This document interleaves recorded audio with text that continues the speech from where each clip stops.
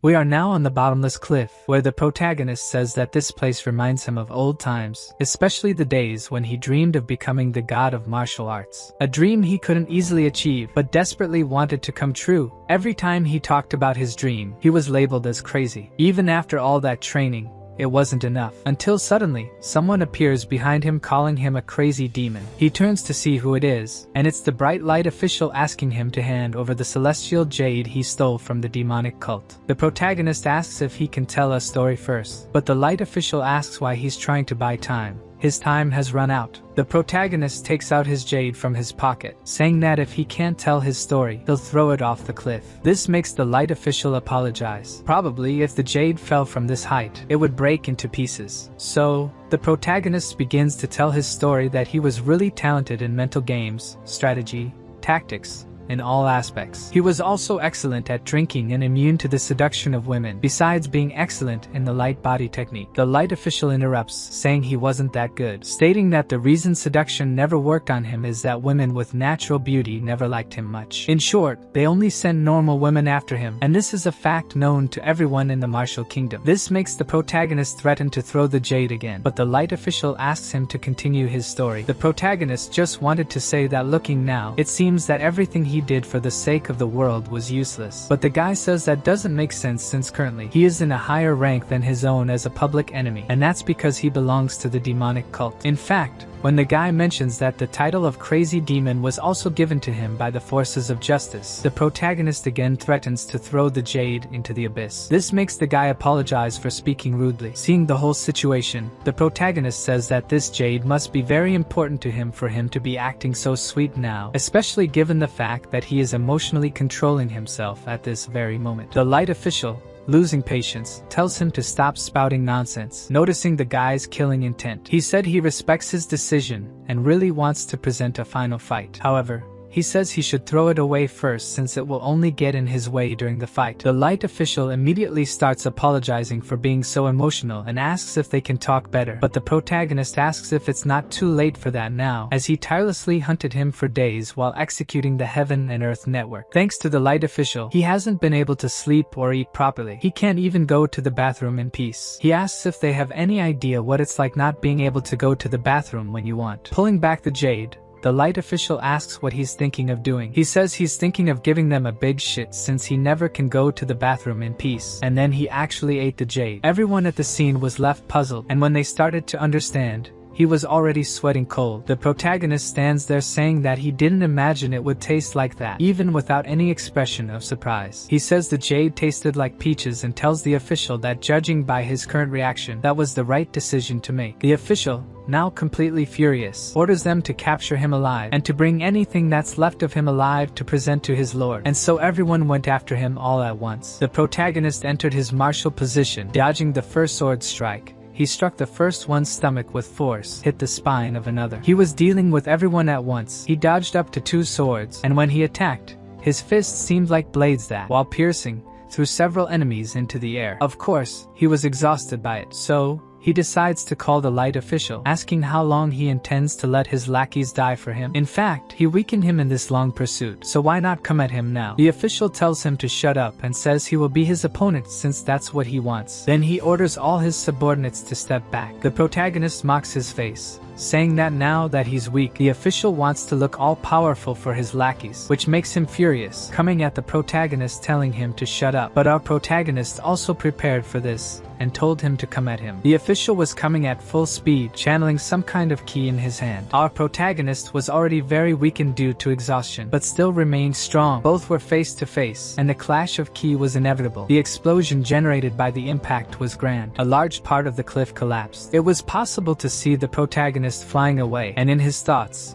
he said that maybe taking the official with him in his current state was impossible. On the other hand, the completely incapacitated official was surprised by how much strength there was still in the crazy demon. He says he was stronger than the world knew, but when he sees the crazy demon flying through the air, he screams in despair, denying such a situation. On the other hand, the protagonist only wishes their leader to kill them all for incompetence and tells everyone to go to hell. This left the official dumbfounded, incredulous with the situation. Quickly, he orders everyone to descend the cliff and bring at least his body. Our protagonist, now falling from the cliff, had many thoughts about the celestial jade in his mind, but it seems that doesn't matter anymore. His last thought was why he never managed to hook up with a hot woman until he found himself standing in a very bright place. Not understanding where he was, began to wonder where this place was, when suddenly, an old man appeared behind him, saying that he ate a soul without hesitation and that he must be out of his mind to do such a thing. And when the protagonist looked closely, the old man was floating in the air. The first thing he said was that the old man was extremely strong, but the old man seemed not to care about the guy's thought,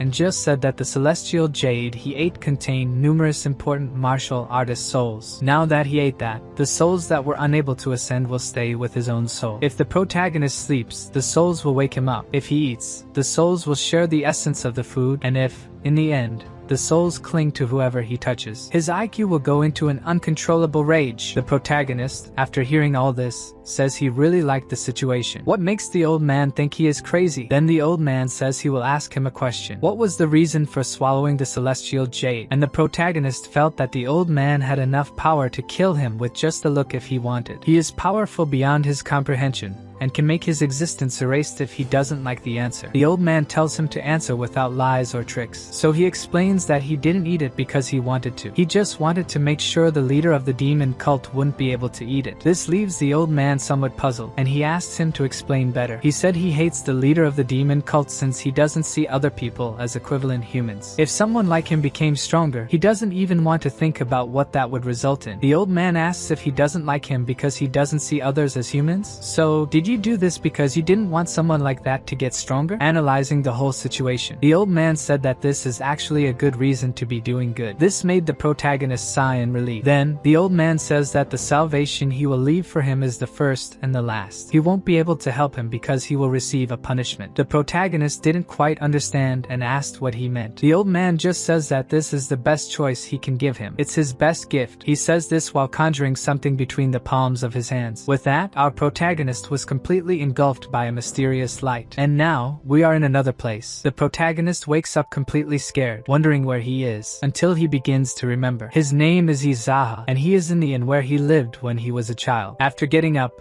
he realizes that this really is not a dream, and he begins to wonder what is happening. He was about 20 years old when he lived here, until he begins to understand the whole situation. If he went back in time, he can train his martial arts several years before all that. He can get much stronger than last time. When that moment comes, he won't lose this time, until he feels a little unwanted pain, noticing that he was all beaten up. He asks if he got into a fight. When was that? Leaving the room, he notices that everything was destroyed. The inn was a complete mess, and if this happened then that has already happened in this timeline. He remembers that, at that time, he had summoned customers asking why he was saving money. Ashamed to say that he was saving money because his parents had died, he thought of making a joke. So, he said he dreamed of hearing a Chai Hyang song at the city's brothel, and everyone there laughed, saying it was a humble dream of a delivery boy. But not long after, a very bad rumor spread throughout the city. They said he was saving money just to sleep with Chai Hyang. At that time, he just made a tasteless joke, and a distorted rumor spread throughout the city. Looking at the current state of the inn, he knows he has returned to that time, which makes him wonder why they beat him and destroyed the entire inn just because of a rumor. After that, he decides that he needs to check the state of his body before deciding what to do. He intends to relearn the art of the journey through the lands of steel that he used in his time as a crazy demon. The chi began to form. But he has no idea why this is happening now, as there was nothing at that time. He notices that he actually has a lot of ki now. He has no idea why, but will move forward and progress in the art of the journey through the lands of steel. After the sunset, night came. He couldn't believe what he was seeing. He reached the first stage of the journey through the lands of steel so quickly, until he remembers the old man's words, saying that this was the best choice he could make and the best gift he could receive. So, was that what the old man was talking about? Besides, this energy he feels throughout his body may have something to do with the celestial jade he swallowed. However, more than half of the energy inside his body is not moving, which he sees as shameful on his part. But he says he doesn't need to rush so much. Now he already has a significant amount and can get stronger much faster than last time, until suddenly his stomach growls with hunger. He must have spent a long time using this technique in his room, so he decided to take a walk around the city. Now, walking through the streets, he saw a typical local cuisine everywhere, which began to trigger his memory, making him remember this place. When it was possible to see two guys sitting at a table asking if that wasn't the inn's delivery boy. Quickly, everyone started gossiping about the guy. He also remembered that everyone mistreated him for being a simple messenger in his past life. And as he begins to think about it, he starts to get furious, until we finally get where the protagonist wanted. This must be the brothel where he ended up being spoken ill of in his past life. It was exactly in this place that he took a beating from the guards. They beat him a lot so he would never show up again. Even the girl he mentioned, Chai Hyang, was looking at him with a scornful face. It wasn't his fault that time. Still, he got beaten up for something he didn't do. Returning to the inn, he noticed that everything was destroyed. In addition, everyone mocked him, thinking he was just a loser. He just wondered what he did wrong, looking now from the future. But in the present, he thinks that even the crazy demon had moments like this, right? And it seems that now he has returned at the perfect moment. He will clear up this confusion once and for all, until out of nowhere a guy tells him to get out of here, or if he's thinking of setting fire to the brothel. He still mocks, asking if he would even be able to light a fire, implying that he would be scared and cry. The protagonist didn't say anything, just observed the situation. The guy comes up preaching, saying it's surprising that he didn't die after the beating he took, and asks why he's walking around after taking such a beating. In fact, he starts to get angry because the protagonist is not responding and asks if he went deaf after taking so many beatings. The protagonist simply asks what his name was again. This made the guy furious, coming up or attacking immediately. The protagonist dodged the first blow and landed a powerful punch on his chin from bottom to top. The guy was already thrown backward and fell unconscious. It seems that the protagonist didn't even ask maliciously what his name was, so why did that make him so nervous? Now heading towards the brothel, the security guard of the place asks what he's doing here. The protagonist asks if this is the way to talk to a customer, which makes the guard come up completely enraged. Then the protagonist dodged and grabbed the guy's face, smashing him to the ground with all his strength. This is another one who is sleeping. Now cleaning his clothes, the protagonist says that the customer service in this place is a mess. Everyone was enjoying the place peacefully when the protagonist opened the doors of the brothel, asking what they are doing. Why aren't they receiving their client? Everyone who was inside stopped. Everyone there stared at him incredulously. Two guards quickly surrounded him, asking where he thinks he is. He mocks, saying he's in a place where he can drink. Isn't that obvious to them? The guy was completely furious with this, saying he went crazy. He was already raising his hand when someone told him to stop. Of course, the protagonist remembers this person. The one who ordered the guards to stop was the manager of the brothel. The man states that they can't throw out a customer who came to drink. A customer is still a customer. The protagonist is pleased with the response and asks if the guards heard that too. After that, he calmly entered. Everyone was impressed that he was really entering such a place. Along the way, he was advised to serve him well. They guided him to a spacious room, and the attendant asked what drink he wanted. He mentioned never being in a place like this before, so just give him the most expensive one. This makes the guy warn him to watch what he says. The protagonist, now seated, asks, "Don't you like being looked down upon by a delivery boy?" Offending the attendant, he demands to bring the damn alcohol he asked for, which leaves him completely furious. If it weren't for the manager's order, he would have done something now, but he just asks him to wait a bit and leaves the room. Sometime later, the table was fully loaded with food, and he asked what this drink was. The attendant said it's a high-quality liquor. After that, the protagonist questions whether Chai Hyang is here. She confirms that she is, but warns that the owner will be upset, as she heard he was beaten up due to something related to this girl a few days ago. However, he insists that she shouldn't worry about it and asks her to bring Chai Hyang to him immediately. She watches the guy for a while, but realizing he is serious, she nods, saying she'll send a message to her right away. Now, once again, the protagonist is alone in the room. He admits to being surprised that they are lying to a messenger boy by claiming that this liquor is of high quality. After taking the liquor, he says it's not even third rate. He hears a lot of noise outside. A completely furious guy comes in, asking if he's crazy and using very derogatory words. The protagonist remains patient, asking if it's wrong for a mere delivery boy to come to a brothel to drink. He also questions why he keeps offending him. The guy is puzzled by the situation. Then the protagonist says he remembers his name and calls him by it, saying he will serve him a glass, so come over. After sitting down, the man asks what's wrong with him, even questioning if he hit his head too hard last time. The protagonist, as always, remains very patient, offering him the drink. The man asks him not to cause a scene after drinking, or things might get worse. Seeing that the protagonist remains impassive and only said his name, the man got furious and hit the glass on the table, trying to move to aggression. But the protagonist simply sent a chopstick into his hand. Finally, he changed his expression, giving a little smile. The man, on the other hand, had an expression of someone in a lot of pain. The protagonist simply asks why he came here. He only planned to see the woman and leave. So why is everyone barking like an excited dog in this establishment? Finally, the woman enters through the door. This lady here is Chai Hyang, the woman he mentioned when he made the joke. The first thing the woman does is ask the man with the injured hand to go outside. Mocking, the protagonist says that indeed, he should go outside, and he goes like a little dog whimpering. After the nuisance left the room, the protagonist gave a nice little smile. This made the woman ask why he was smiling. He simply said there was no reason, or should he control his emotions in a place like this too? She says he must find this situation very amusing and asks if he thinks the brothel owner will stay quiet after all this. She said the drink is the most expensive liquor here. In addition, the medical bills for injuring that other man won't be cheap. She says she's saying this for his own good. He should just grab his things and leave before they get into more trouble. But in the protagonist's mind, he only thinks that this is the first time he's seen her so up close. She emphasizes that she has to make it clear. Now she's working here, but it doesn't mean she sleeps with anyone. She says that even if he brings a sack full of gold and silver,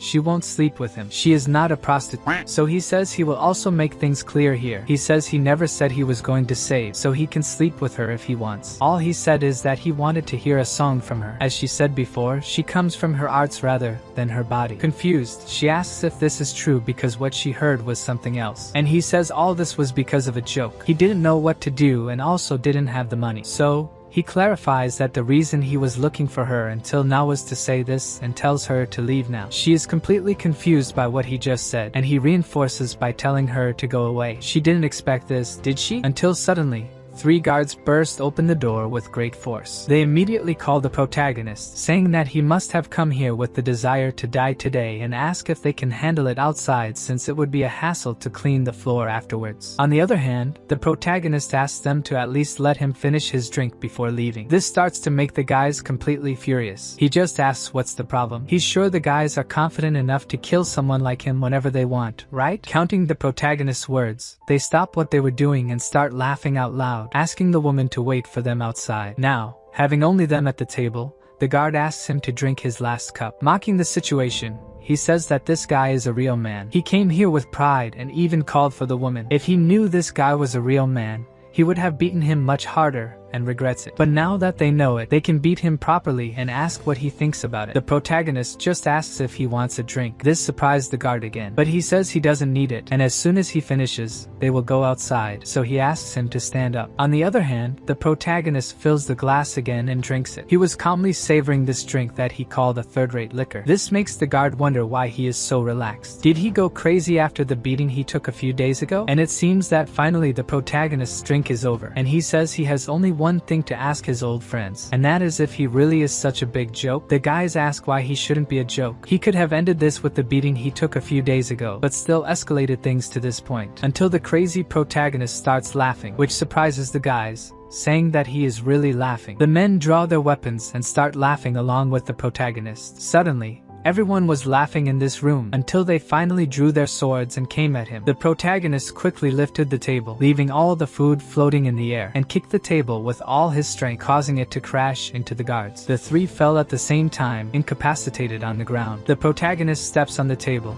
calling him an old friend, asking if he's still a joke to them. The woman who brought the liquor earlier was surprised to see this situation. The protagonist was humiliating the 3 guards while asking if he was a joke. She even questions how he did that, calling her an old witch, and tells her to bring more of that third-rate liquor. But that liquor is not third-rate. It's a high-class drink. He immediately asks who she's trying to fool. He tries not to hit women who don't know martial arts, but she should think twice before opening her mouth. The woman gets completely furious with that but can't do anything, so she turns around and goes to fetch the liquor he asked for. Dealing with this situation, he looks back at the 3 guys, telling them to laugh back. Didn't they say he was a joke? They aren't laughing now in front of the funny guy. Until many people showed up in the hallway. Among them, the inn manager seemed to have come, and it really was him in person who came to handle the situation. Even the protagonist was surprised to see him here. The guy, observing the whole situation, was speechless. He could only look at that situation where the 3 guys were thrown to the ground, which immediately made him ask if the protagonist had gone crazy. If things continue like this, he will die. The protagonist asks if he will die, and the guy said yes, but it doesn't seem like anyone here is here to do that. The protagonist gives a slight smile, which makes the guy furious, so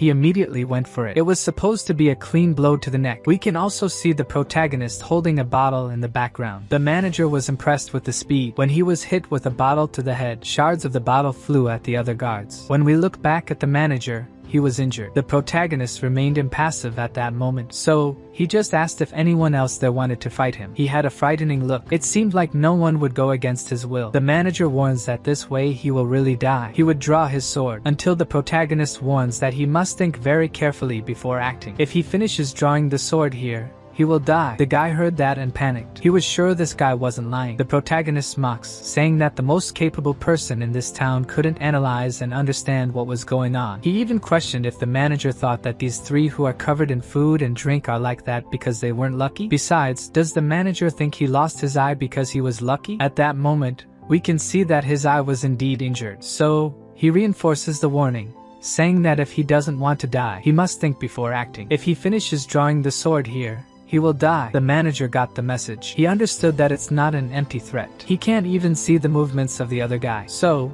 he tried to analyze the situation better and ordered everyone to go down and wait downstairs. After that, of course, he sheathed his sword and asked what the messenger was planning, since he didn't seem like he was going to leave after a drink. Did he come here to apologize to the owner for what happened a few days ago? The protagonist found this situation quite interesting and asked if he really wanted to apologize. Could he call the owner here? The manager said okay. He'll call the owner then, until the protagonist asks if he really lost his vision, but the manager says fortunately it seems his eye is fine. But he understood what the protagonist meant by that and asked his vassals to set up another table in the next room. He even asked the protagonist to let him heal those guys lying on the floor. The protagonist remained impassive, looking at the manager, which surprised the manager because the guy hadn't changed his expression until now. So he said yes, you can take them. So, after removing everyone from the place, we moved to the new room. The manager asks why he made this mess. It started very suddenly. Also asked if he got lucky somewhere to gain power like that. The protagonist just looked at the bottle of liquor, which made the manager say that he'll pour a glass, warning that this is a high-quality bottle, a high-class liquor. The protagonist just asks if this is different from the liquor before. He explains that earlier they brought something of horrible quality, claiming it was high-quality liquor. He says that the servants must have brought a third-rate bottle by accident, and that's because they need to make a profit since this is a business. The protagonist just tells him to stop talking nonsense. This makes the manager understand that he wants him to drink first to see if there's no poison, and he drinks first calmly. Now it seems that the protagonist can also drink. The manager questions if he has always been this good in fights since he never heard about his skills before. The protagonist thinks for a moment and says that he always held back because his father told him not to fight, but the manager knows that's nonsense. He says that anyway he must apologize for what happened earlier since his substitutes embarrassed him. So, he understands why the protagonist did that. The protagonist thanks him for his understanding, calling him a son of a. I can't say that swear word here, lol. The protagonist says he's getting annoyed. The way he apologized irritates him too much. The guy kind of got the message. But the protagonist asks if he needs to break some bones to change the way he apologizes. The manager quickly prostrates himself, apologizing in a humiliating way. This is the first time in his life that the manager kneels to someone. At that very moment, that woman entered the room, which made the manager even more embarrassed. Seeing the wound on the manager's face, and seeing him kneeling before the messenger boy,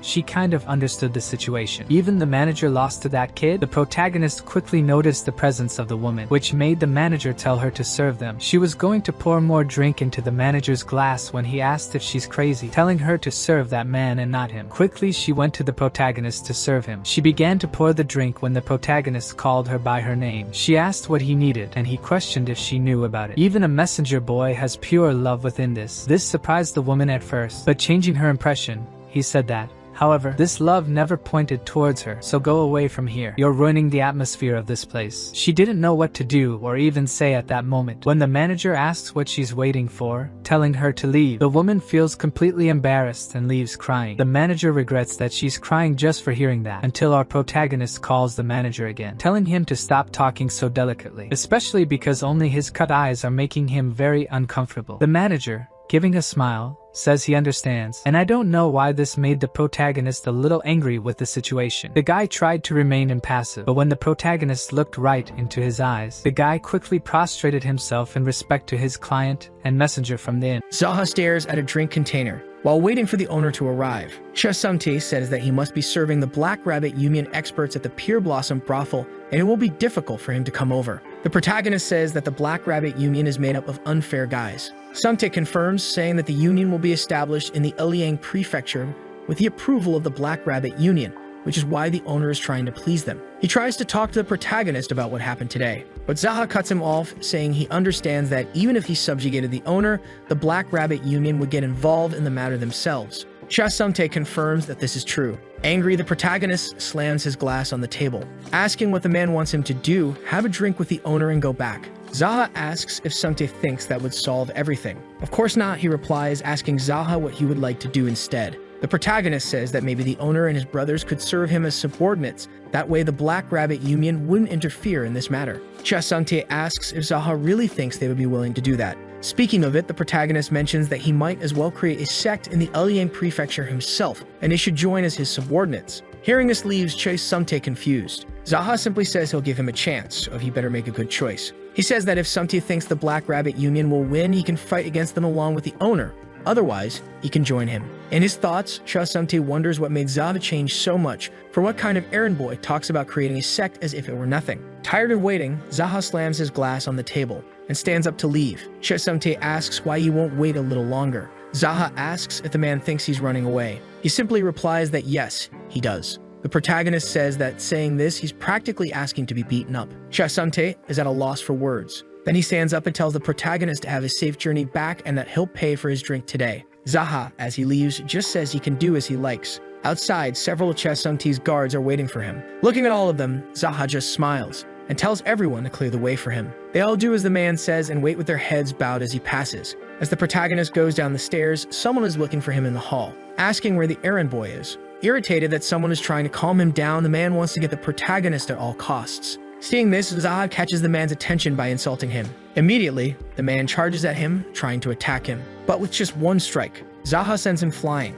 The impact of the fall even breaks some objects. Everyone in the area is astonished by the scene. Jaha says they should have explained to the man what's going on, as he had to get beaten up once again. He expected the servants to have taken care of that job instead of him. After this, he heads for the exit, saying that the errand boy had some fun there tonight. Hearing this made the servants extremely angry, but they can't do anything, leaving the protagonist satisfied. He walks through the city streets and sees something that catches his attention, a place called Dragon Head Forge. Jaha thinks he needs a weapon if he's going to fight the Black Rabbit Union. Inside, some are busy forging items. The vice master of Dragon Head Forge, Wak Yongge, sees the protagonist enter and calls him an errand boy, asking if he's there for a refund. But Jaha says he's there to buy items. The master thinks he probably wants a sickle or a kitchen knife. However, the protagonist says he needs some weapons as he's about to fight the Cho family. The master says he heard a rumor that he was beaten up a few days ago and that he shouldn't let the heat of the moment get the best of him, risking his life. Jaha simply tells the man to shut up and show him the weapons, saying he prefers a sword or a whip, but a decently sharp dagger would also do.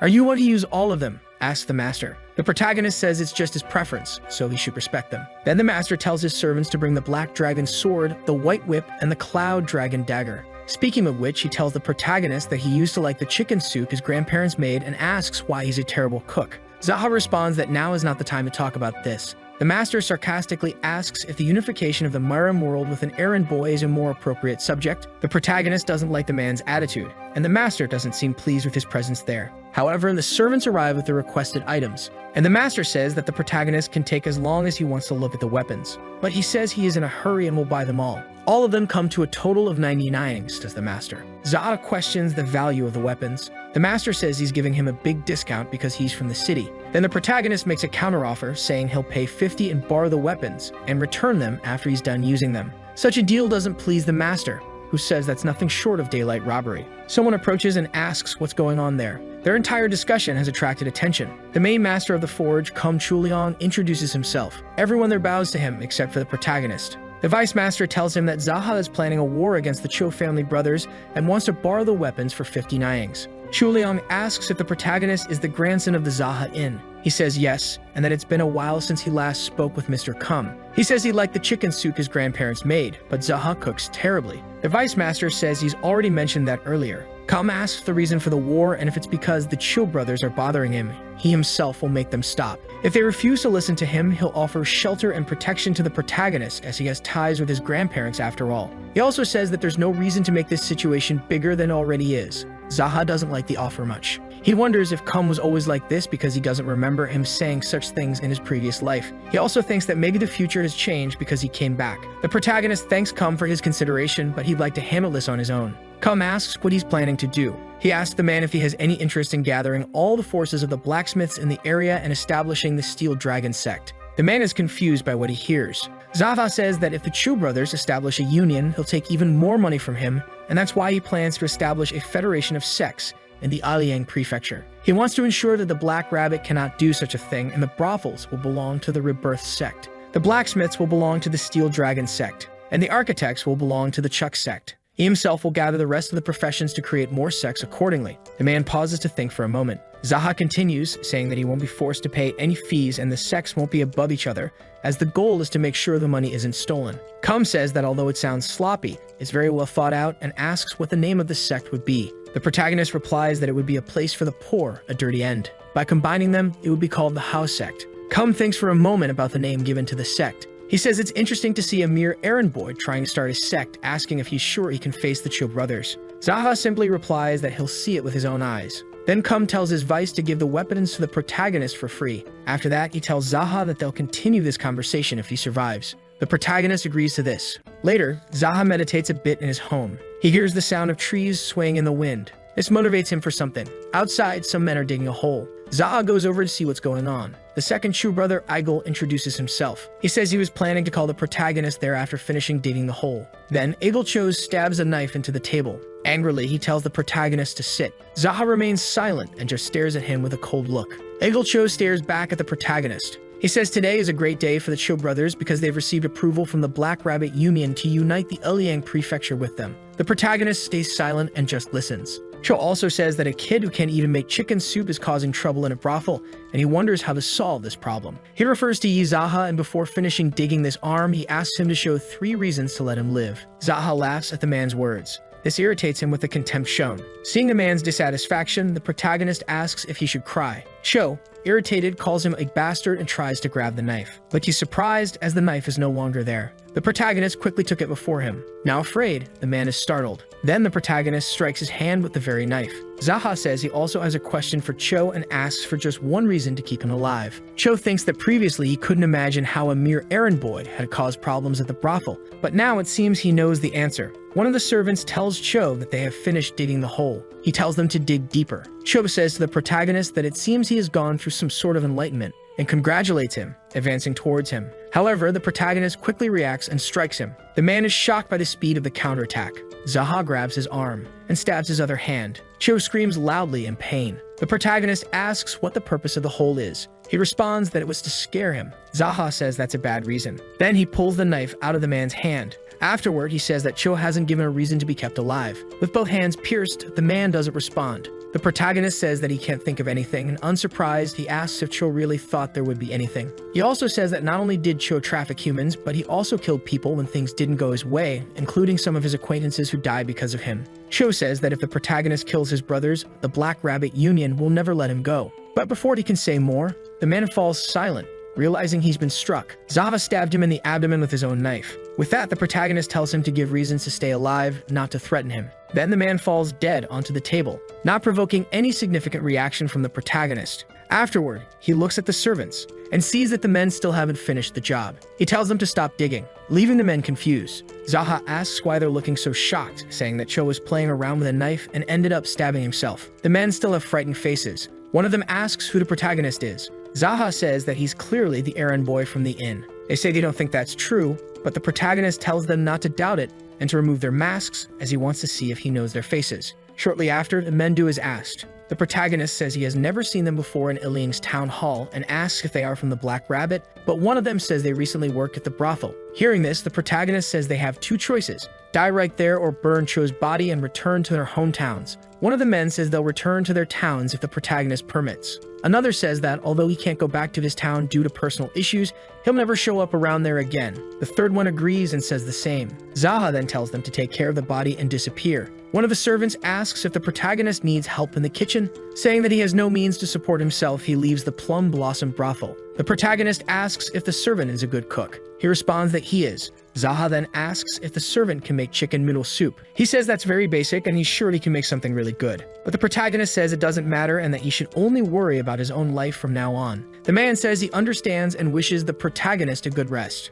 After that, Jaha goes back inside and notices a presence in the house. He asks what the person is doing there. Samtae appears and says he wanted to make sure if he would be killed by Cho. Jaha asks if he really thought someone like Cho would kill him and mentions that he had heard that Samtae had lost his eye. Samtae says it was part of his plan. Seeing how things were going, he says his eye was injured, so he went as quickly as possible to see a doctor. If he hadn't done that, he'd also be digging that hole. But as the protagonist can see, he's very useful and clever. The protagonist agrees and congratulates him sarcastically. Samtae says he needs to do this sort of thing to stay alive. Forgetting about that, he asks what Jaha intends to do with the remaining Cho brothers. "I'm going to kill them," replies the protagonist. "If he leaves them be, the Iliang prefecture will suffer even more." Samtae agrees and says that Ilsung Cho is the worst criminal in the Iliang prefecture and Jaha should be even more careful when killing him. The protagonist grabs Samtae's attention. He immediately listens attentively. Jaha tells him to go buy something to eat as there are drinks but nothing to accompany them. Samtae asks why now, when they were about to talk about Ilsung Cho.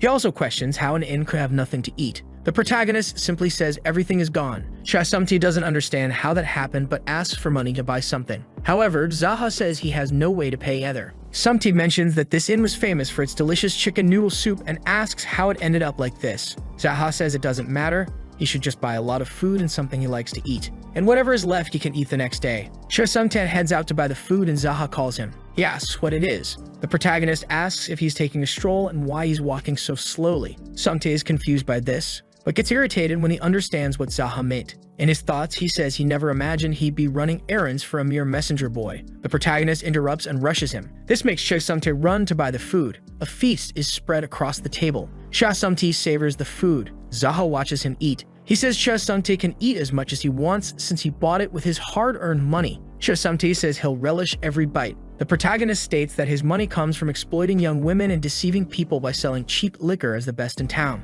That's why Samtae should make sure to enjoy every bite. He hesitates for a brief moment, staring at the protagonist, and Jaha asks if something is wrong with the food. Samtae slams his chopsticks on the table and takes a shot of liquor all at once. Angrily, he slams the glass onto the table, making the protagonist notice his change in mood. Samtae says he's so irritated that the food tastes terrible, but he returns to the previous topic, saying that with Eagle Cho dead, he wonders how the Black Rabbit Union will react. Jaha says he always seems worried about something but never does anything and that if he's scared, he should start training to become stronger. Samtae wonders if he really seems like someone who worries a lot and ponders what they will do about it. In fact, what he should do about it. Irritated, he thinks the protagonist should stop saying such things. With that, he stands up from the table and asks who the man in front of him is because he's definitely not Jaha. He must be some kind of substitute. Coldly, Jaha asks if Samtae wants to die. He says that after death, he might find the answer to his question. Samtae stands at the table for a moment and stares at the protagonist with his remaining eye. Shortly after it, he says they'll kill every damn member of the Black Rabbit Union together.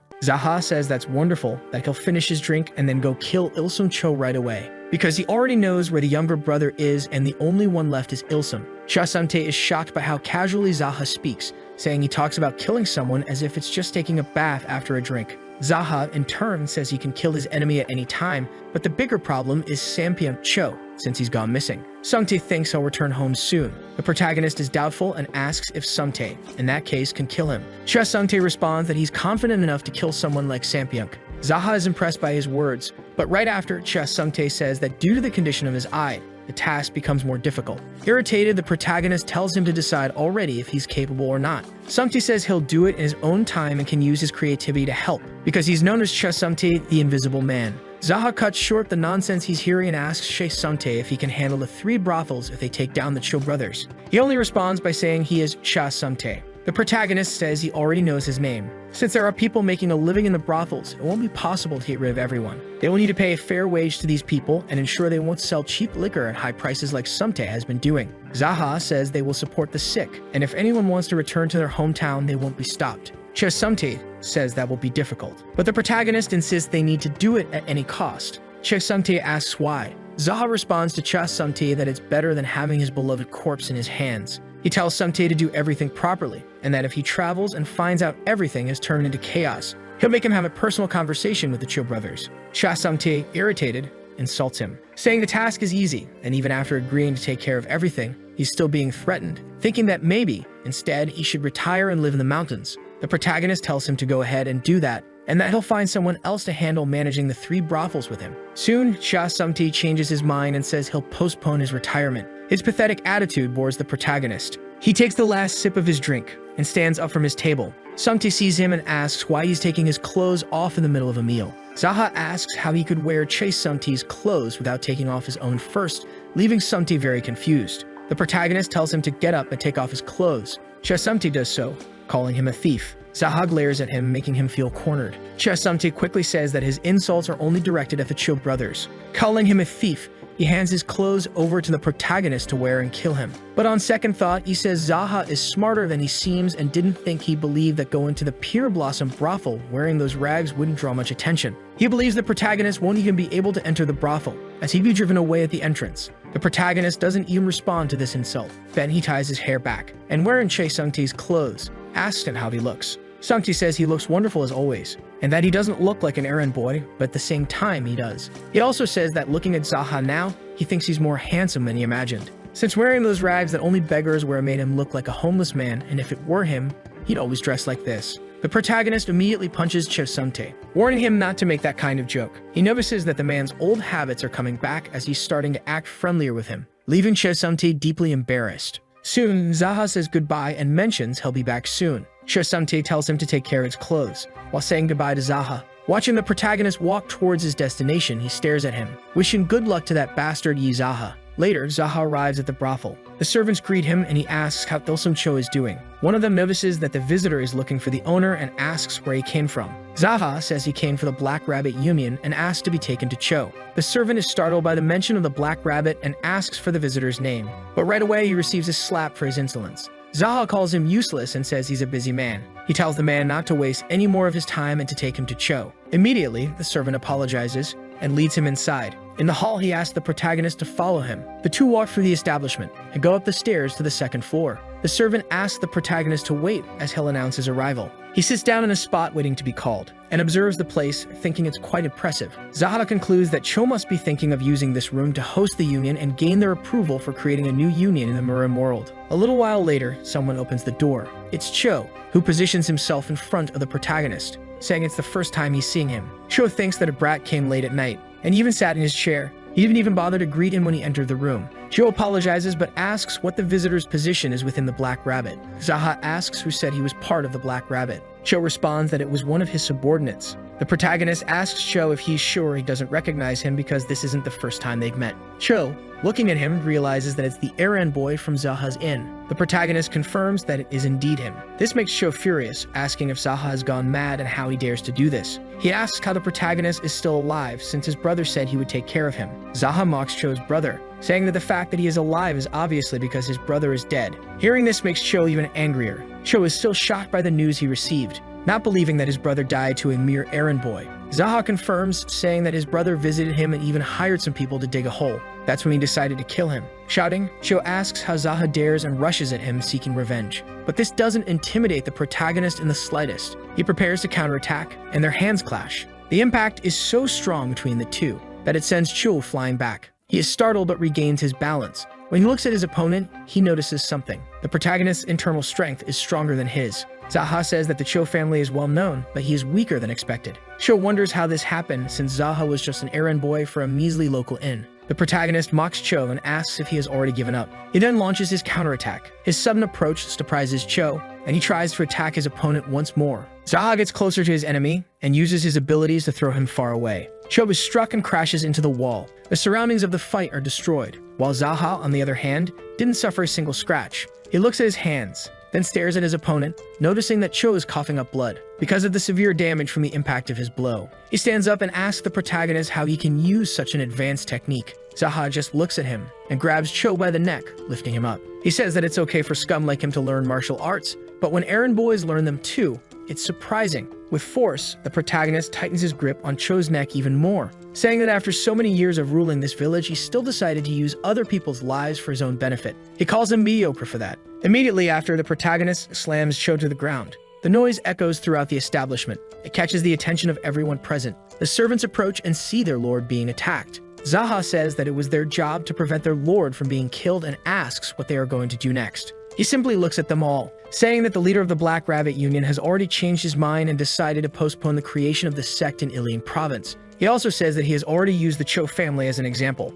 and if anyone questions the decision to establish a sect, the same will happen to them. All the servants are stunned by him. Lastly, Jaha says that if they want to live, they'd better get out of his way. None of them dare to block the protagonist's path. However, one of them asks if he isn't the errand boy from the Jaha Inn. They start questioning this among themselves for a while, and confirm that despite his attire, he has been seen before. The protagonist hears their murmurs, and confirms that he really is the errand boy. At that moment, everyone becomes angry at him. Jaha ironically asks why they're angry about that. The men cannot hide their emotions. Seeing this, the protagonist says that if anyone wants to speak with Cho, step forward, because he will personally send them where he is. Terrified, no one dares to face the protagonist. He is not surprised by this. However, one of the men decides to ask why he killed their lord. Jaha asks if Cho had any reason to kill innocent people. He doesn't hear an answer and turns to leave. In the morning, he arrives home, greeted by Cha Sumte. He says he thought Jaha was going to kill Cho and asks why he came back so early. Jaha simply replies that Cho is already dead, and that's what happens when someone does something wrong. Cha Sumte doesn't believe it, but Jaha tells him he can check for himself. In his thoughts, Cha Sumte says that it's only been a few minutes since he left,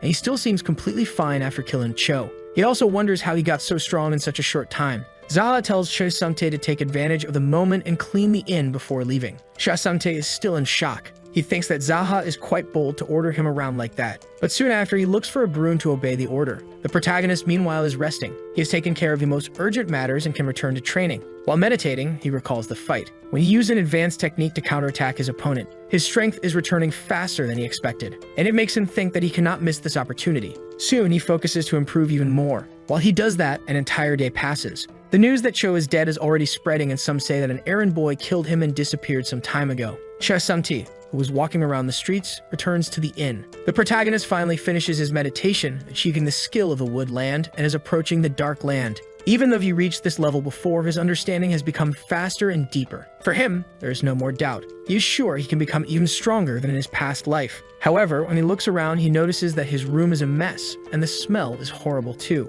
It must be all the impurities that were in his body. They came out when he passed from the woodland to the dark land. But even the stench is a sign of his achievement, and now his body is purer than before. Cha Sumte, as he approaches, notices the strange smell. He says it smells like something rotten, asking what the protagonist did. Jaha comes out of his room and sees that Cha Sumte is there. Still overwhelmed by the smell, Cha Sumte asks what kind of mess he made in the room. The protagonist gets irritated by his audacity. Cha Sumte runs away from there. He thinks that the protagonist didn't leave the room even to go to the bathroom, which explains the unpleasant smell. While he complains about the odor, the protagonist stares at him because of his comments. But Cha Sumte can't stand the smell and starts feeling sick right there in the inn's yard. After a while, Jaha decides to take a bath. He enjoys the excellent water of his bathtub and relaxes in the silence. But he soon remembers Cha Sumte practically threatening him to take a bath. The protagonist asks why Cha Sumte is pointing a knife at him. Remembering this makes him angry. Shortly after, someone enters his room. He senses the presence and looks to see who it is.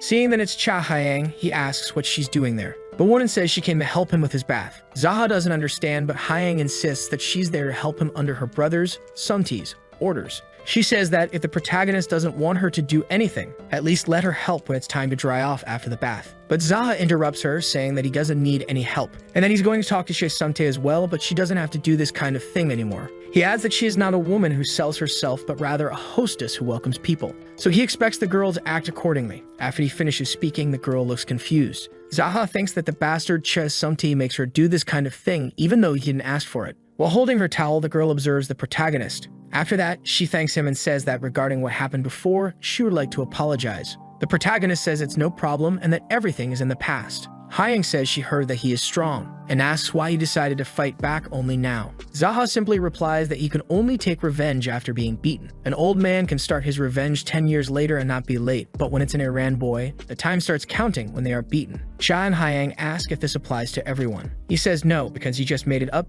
leaving the girl puzzled. After that, he continues enjoying his bath, humming a tune. Jaha refocuses and enjoys the bathwater, thinking about how they dare use her beauty. but in the end, he concludes that it doesn't work against him. He recalls his past enemy saying that the reason using a woman against him doesn't work is because he doesn't like the women everyone else considers beautiful. That's why they tried using several people, but it ended up failing. This is a fact that everyone knows. He returns from his thoughts, wondering why he remembered that. However, Cha Sung-tae enters the room saying it's an emergency because a fire has started. Jaha asks why he's afraid of a little fire, but he says that Zaha's inn is on fire. Hearing this, he stands up from the bathtub seriously. We see that the inn at this point is already completely engulfed in flames. Some people watch from outside as the fire consumes everything. The person responsible for the fire tells everyone to listen carefully. From that day forward, he would kill anyone who hid or helped the boy from the Zaha inn. However, someone interrupts him, Sampyeong saying that his brother's body is behind the inn and he started the fire before retrieving the corpse. Furious, Sampyeong asks who said that.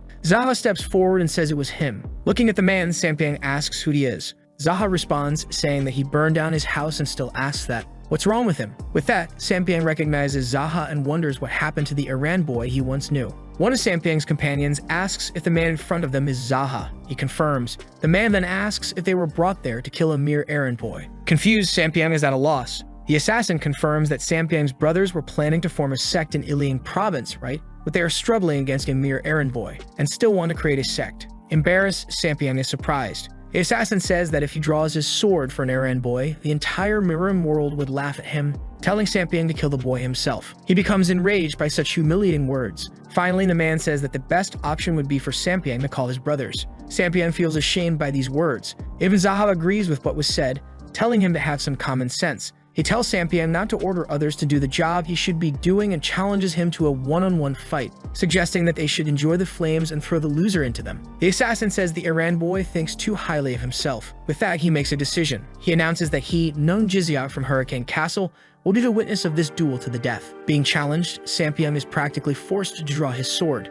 Staring at his opponent, he thinks about how his brothers died to a mere errand boy. Zaha, on the other hand, admires Jiziak's cleverness, saying that although it seems like he's giving Sampyeong a chance to fight, in reality he's assessing his skills. As the inn burns, the two prepare for combat. The protagonist waits for his opponent to make the first move, and then dodges the initial attack right away. Seeing that his opponent hasn't drawn his sword, Sampyeong asks what he's doing. "What do you mean?" asks the protagonist. Sampyeong tells him to draw his sword, but Zaha says he doesn't need a sword to defeat him. This infuriates Sampyeong, who charges at his opponent. The protagonist simply evades the attack and counters with just one punch, which lands directly on the enemy's abdomen. Sampyeong screams in pain and falls to the ground right after. Zaha tells him to stop exaggerating as he didn't even use his full strength. Even more enraged, Sampyeong stands up and tries to strike his opponent once more. However, the protagonist says that he's very mediocre, and with just one hand, he grabs the arm Sampyeong used to hold his sword. Zaha tells him that the brothers who came before him were also mediocre, and it would have been better if he had never returned to the village. Immediately after using the opponent's own sword, Zaha slashes him, causing Sampyeong to bleed profusely, and he falls to his knees on the ground. The protagonist looks directly at him, with a cold and serious gaze. The people watching notice that he killed Sampyeong easily and wonder if he really is the same errand boy as before. Zaha looks at his inn and curses the one who burned it down, saying the inn did nothing wrong. Noon Jiziak tells him it was a good show, and then he can say Zaha has some skill. But he warns him that if anything happens, you will see him again. The protagonist asks where he thinks he's going. Hearing this, Noon Jiziak asks how he dares to stop him. Zaha tells him to drop the arrogance and that he doesn't care who he is. Then he points his sword at the man who dislikes being challenged. The protagonist states that if he knows who tried to kill him and set his inn on fire, how could he be polite and let such a person leave so easily? Without letting the protagonist continue, Noon Jiziak takes off running, leaving Zaha surprised by his cowardice. He rushes toward the man, and with speed and grace, catches up to him, stopping right in front of him. Cornered, Noon Jiziak prepares to attack and launches an energy-based attack. However, the protagonist barely moves. He simply turns toward his opponent and looks in his direction. Using his sword, he cuts through the enemy's attack, leaving him stunned by his strength. Zaha stares at him, ready to counterattack, leaving Noon Jiziak afraid of what's coming next. However, without time to react, he is struck and falls to the ground bleeding. With that, the protagonist completes his revenge. The entire inn was destroyed by the fire. The protagonist observes it beside the bodies he left behind. The people around are shocked by the scene, including Cha Sung-tae, who was in the crowd. He sees with his own eyes the way Sampyeong Cho met his end. Additionally, the hired assassin also died. He wonders who he could be. The protagonist looks at Cho's servants who were still there, asking why they burn his house, if they want to be burned as well. Immediately, the servants apologize and beg for their lives. Jaha repeats his question about why they burn his house as no one answered his question. Choi Sung-tae steps out from the crowd and says maybe they burned the inn because it was stinking. He himself, when he smelled it, the first thing he thought of was to set it on fire too. Someone asks him about the stench and Choi Sung-tae says maybe someone defecated inside it. Hearing this made Zava want to kill him. He tells Choi Sung-tae to get everyone out of there and rebuild the inn. Sung-tae asks why he should do that. Zaha mentions that he has been too kind lately, making Choi Sung-tae think he wouldn't be hurt for questioning him. This scares Choi Sung-tae. He quickly changes his stance and says he will carry out the task, and that after rebuilding the inn, it will be better than before. Since there's plenty of space, he'll make a beautiful 2-story inn. Zaha tells him to make good use of the space and build a wall around it, as well as a gymnasium and training center. Choi Sung-tae asks if, instead of an inn, he wants a training center. But Zaha tells him to build a training center that is also an inn. He understands and says he'll think about how to do that, suggesting the name Zaha's Training Inn. The protagonist tells him to find some talents while building. Choi Sung-tae asks if he intends to start the organization he always talked about. He replies that he does. Choi Sung-tae asks if he thinks the Black Rabbit Union will let this go. However, Zaha responds that if they don't want him there, he'll personally take care of killing them because they call themselves an organization, so they will only keep doing their business. Sung-tae asks what name he intends to give to the organization. Hao Mun, the protagonist, responds. He thinks that Hao Mun was the first organization he created in his past life, and that this time he'll start it there. Choi Sung-tae thinks about the name, and asks if he should call the protagonist Master Mun now. Zaha says that if he wants to, yes. And Choi Sung-tae looks at him, saying that in the past few days, he can say the protagonist is not the same Lee Zaha he used to know and asks for permission to ask a question. The protagonist allows him to ask. Choi Sung-tae thinks about what to say and asks why he spared his life, because the more he thinks about it, the less sense it makes. Zaha responds that he left him alive to annoy him. The answer makes Choi Sung-tae extremely irritated, but he resigns himself to what he hears, saying he thinks it's better than dying. The protagonist agrees. Later, at Choi Sung-tae's brothel, the protagonist meditates and focuses on his powers. He thinks that he needs to start improving his cultivation techniques because he knows how important they are compared to others as he has lived 2 lives. Choi Sung-tae, for his part, writes a few scrolls. The night passes and the day dawns. Sung-tae has already started the reconstruction of the inn. He dedicates practically his entire day to it. The protagonist, meanwhile, meditates, cultivating even more improvements to his skills. However, someone interrupts him, and he notices. Choi Sung-tae says that 2 men from the Black Rabbit have arrived, and Cho used to treat them very well, and asks how they should be treated now. Zaha says that he himself will receive them. Choi Sung-tae asks if he intends to fight, but Zaha says they ignored the fact that he killed the Chu brothers and only want their debts paid. It also suggests that he join the union. However, Choi Sung-tae suggests that they might have come to talk about what happened, and it'll be difficult to deal with the union if they mess things up. Zaha simply says that for Choi Sung-tae it may be difficult, but for him it isn't. Sung-tae asks if the protagonist wants to kill everyone there, but he says the men from the Black Rabbit will try to kill him first before messing with anyone else. He adds that he's not going to die, but that doesn't stop Choi Sung-tae from being worried. In another room of the brothel, Zaha approaches the men accompanied by Choi Sung-tae. He tells them to enjoy their stay. After that, he leaves and closes the door. Zaha sits at the table with the men. One of them introduces himself as an officer from the Golden Peak of the Black Rabbit Union, John Pung. The other introduces himself as Han Go-wook from the Golden Peak office.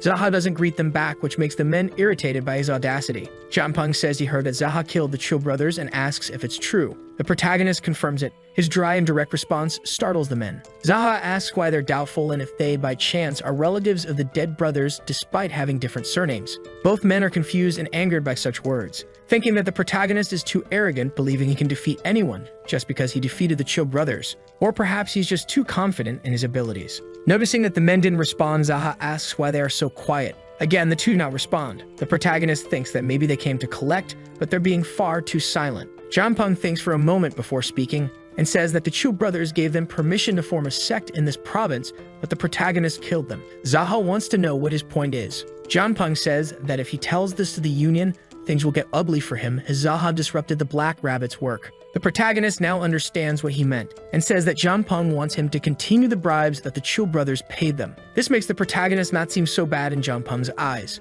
Zaha tells them to have a drink first. He calls for Miss Sun, telling her to get the cheap Dunkwang liquor and bring whatever food is available. The woman is confused by what he meant, thinking that Zaha is talking about the highly regarded liquor. But after understanding, she goes to get the drink. The 3 men wait. Han Go-wook says that alcohol is a good thing and hopes to leave with a good deal. Why don't we focus on the alcohol, says the protagonist. Annoyed, Han Go-wook says enough of this, asking if Zaha thinks he can get away with everything. The protagonist sees the man slamming his hand on the table and asks if he's going to try stopping him with just his hand. This makes them wonder why the protagonist is so confident, suspecting he might have a hidden plan. Jaha asks them if they think the Black Rabbit Union can come and save them without any consequences. The two men have no answer. The protagonist tells them to think about it, and that if he were afraid of the Union, he wouldn't have taken down the Cho brothers. This makes them even more infuriated. He also says that he imagines they must be more skilled than the three brothers, since they were careless. Such audacity leaves the two men shocked. Jaha warns them that if they don't make a decision by the time Miss Sun returns with the liquor, he'll fight to the death with them,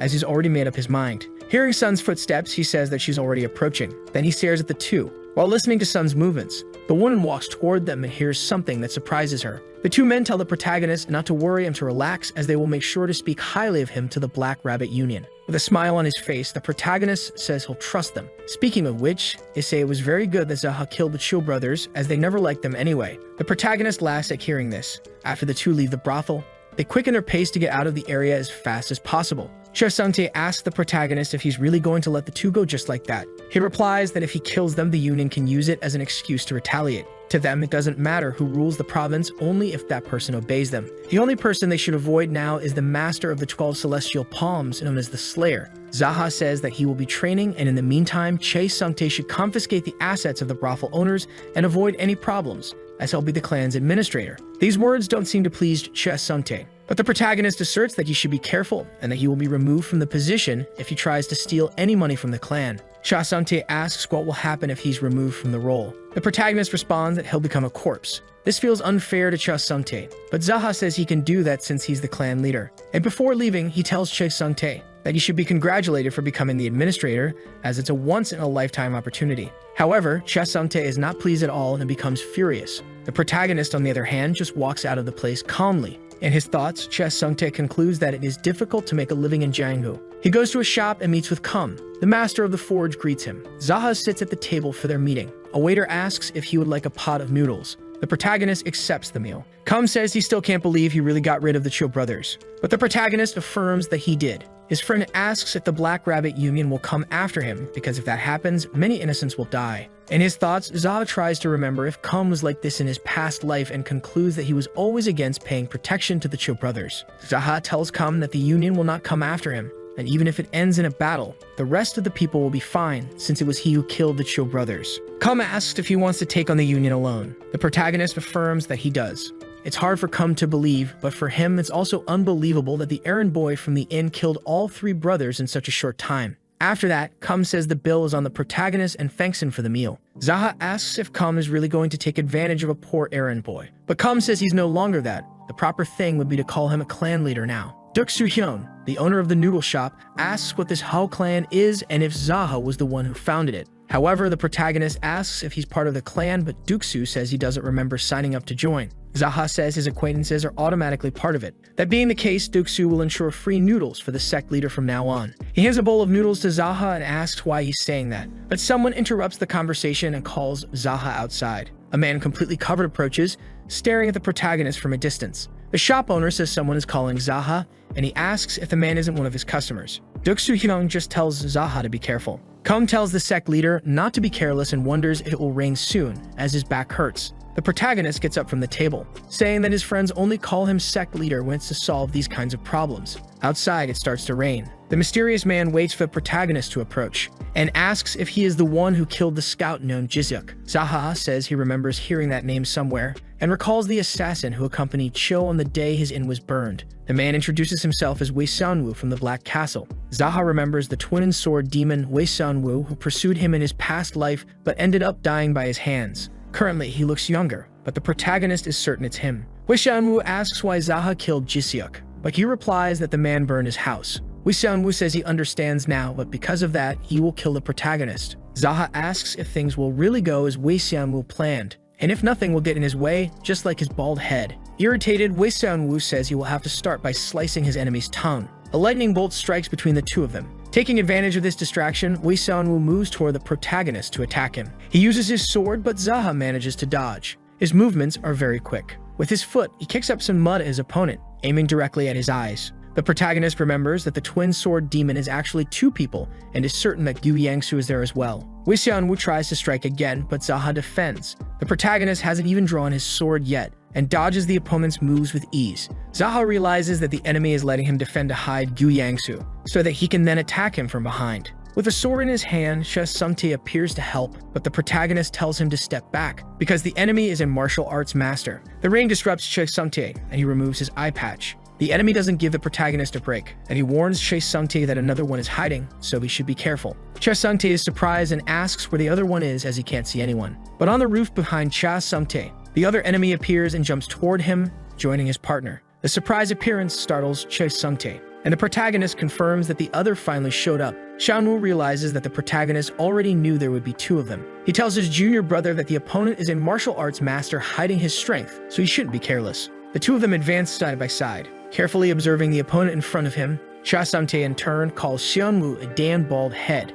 and says that he will also fight, so the man better be careful. Sumte asks if the enemy knows what people call him and says it's fine if he doesn't, because today he's going to find out right before he dies. Ready to attack, Sumte tells the crystal ball to get ready, as he's joining the fight now and the two of them will have a fair battle. Sumte calls the enemy bald again and tells him not to reflect the light with his head. These insults make the enemy extremely angry. With that, he charges at Sumte. Sumte defends against the incoming attacks, but they keep coming, getting stronger and stronger, until Sumte can no longer defend and is thrown far away. He falls unconscious onto the wet ground. The protagonist notices that he fell and sees the rain falling on his face. He says he won't believe this and tells Sumte to get up. Upon hearing this, Sumte stands up from the ground. Sumte gets up, irritated by getting dirty. Jaha asks if he really thought his strategy would work. He says that if it weren't for the rain, it would have been a perfect performance. According to him, he could have beheaded the opponent as soon as he let his guard down. But the protagonist doesn't pay him any attention. The enemies, hearing this, say that their opponents are playing around right in front of them and become furious. Sumte stares at the two of them and says it looks like the bald guy is trembling because, since he has no hair, he must feel colder when the rain falls. This rudeness infuriates the enemy even more, and he charges at Sumte, wishing for his death. Scared, Sumte is paralyzed, but Jaha intercepts the attack. With a smile, he stares at the enemy and receives a look of rage in return. The bald man tries to hit him by any means, but all of his attacks are blocked, making him angrier and angrier. Jaha moves with speed. Since the fight began, he hasn't used any attacks with his sword. His opponents realize his strength. Even his companion, Sumte, is surprised. The four of them face each other under the rain, and the protagonist realizes this is the first time he has felt this since returning to the past, saying that fighting is very fun. Gu Yangsu notices the smile on the protagonist's face. Jaha finally decides to use his sword. He draws his weapon from its sheath and prepares to strike. An aura radiates from the sword, making his enemies notice it from a distance. Even Kum and the shop owner are shocked. Sumte also notices the crimson light surrounding Jaha's sword.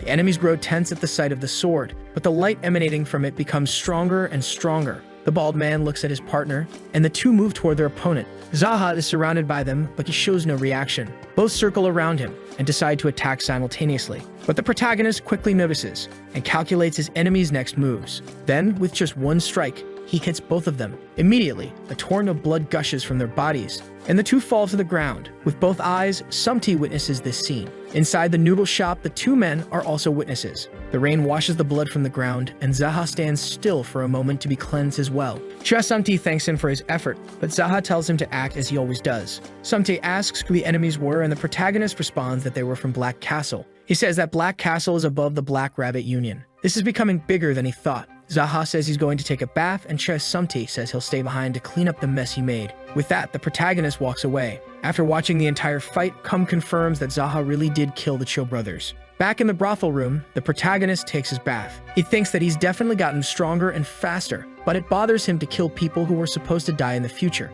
But it seems that, aside from the Union, he'll have to deal with Black Castle as well. In his bathtub, eyes closed, he tries to relax, and he closes his eyes to focus. But he notices sounds suddenly coming from outside. In the corridors, someone approaches. Two men find the protagonist. He sees the two and recognizes them. Their names are Song Woojum and Yoon Jongmu, two brothel owners. The protagonist asks if Sumte sent them there, but the men are not interested in talking and launch an attack. Jaha applies pressure to the bathtub, and it explodes, sending water everywhere. The water blinds the two men for a moment. This was enough for the protagonist to catch both of them off guard. He strikes them in the abdomen. The force used is so great that the two are thrown and break through the wall where they are hit. The protagonist realizes that they plan to attack him now because they thought that since he was in the bath, he wouldn't have any weapons. He wonders if Sumte sent them there. After that, he walks through the brothel. Jaha asks one of his servants where Sumte is, The man responds that he isn't there. The protagonist hopes what the man says is true. He swears it is and that he hasn't seen him since he left the brothel. After listening to the man, Jaha turns and leaves.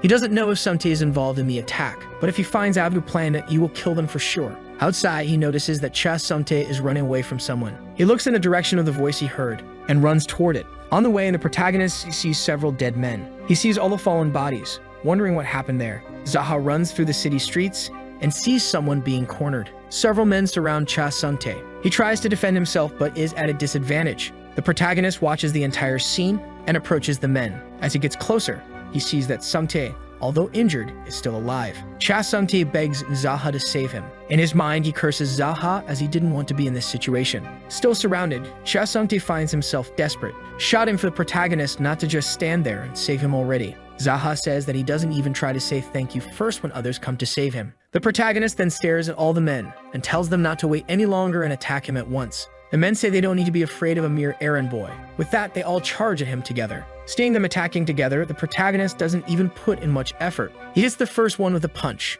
With an elbow, he strikes another. He gets one more in the abdomen and punches the next one in the stomach. One by one, he lands his blows. The men can't react to his attacks. In the end, they all fall defeated to the ground. Seeing the bandits in this state, the protagonist mocks them, asking how they dare try to stab Cha Sumte in the back. Seeing the protagonist's attitude, Cha Sumte asks if he really came there to save him. But Jaha says no, and that he wanted to kill him as soon as he found him. Surprised, Cha Sumte asks why. The protagonist says he thought he was involved in all of this, but Cha Sumte didn't even know that the men were after the leader too. Jaha says he was having a great bath until he was surprised by the brothel owners. Sumte comments that although the men were brave, they were stupid because even martial arts masters stronger than them died to the protagonist. He asks if Jaha's suspicions of him disappeared after seeing him in his current state, affirming he wasn't with them. Jaha confirms that he no longer suspects him. Cha Sumte thinks he's heartless for still saying that after wanting to kill him. The protagonist calls out to Cha Sumte, saying those guys weren't from the Black Rabbit Union, and asks how many people from Iliang province he needs to kill, because it seems they're underestimating him since he's just the errand boy from Jaha's inn.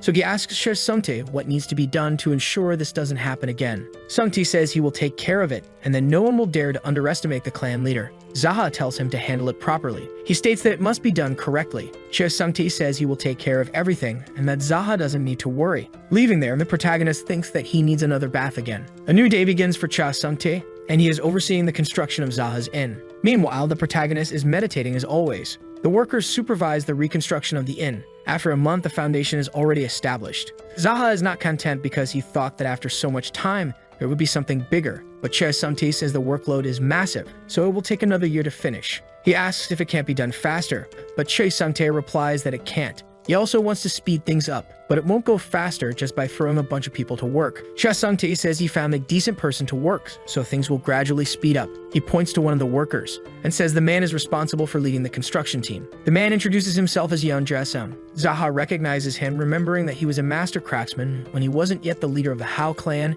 and thinks it's curious to see him here. Cha Sumte says it's a perfect time for him to show up and tells the man to greet the clan leader. He greets him and says he was hired for this job based on a recommendation from Lord Jun Chuliang. The protagonist says it's a pleasure to meet him. Yeon Jae-sung says that according to Lord Jun, if he performs well on this job, he will become the leader of the construction clan and won't have to pay a fee to the sect. The protagonist confirms this information. Now Jae-sung is even more motivated and says he will turn the Jaha Inn into something wonderful. But before that, he has a favor to ask of the protagonist. He is thinking of building a lodge that will serve as both a bedroom and a dining room, and he would be extremely grateful if the clan leader occasionally sent them some good food as an extra expense. Jaha tells Cha Sumte to send people from the Mei, Lee, and Shi brothels to the site every night and make sure they provide the workers with great food. Cha Sumte fully understands the order. The protagonist says that if Yeon Jae-sung's work satisfies him, and then he will become the leader of the construction clan. Jae-sung tells the protagonist to leave that task to him. After that, Jaha heads to town. Kum sees him walking and asks if the leader has already met with Jae-sung. He replies that he has.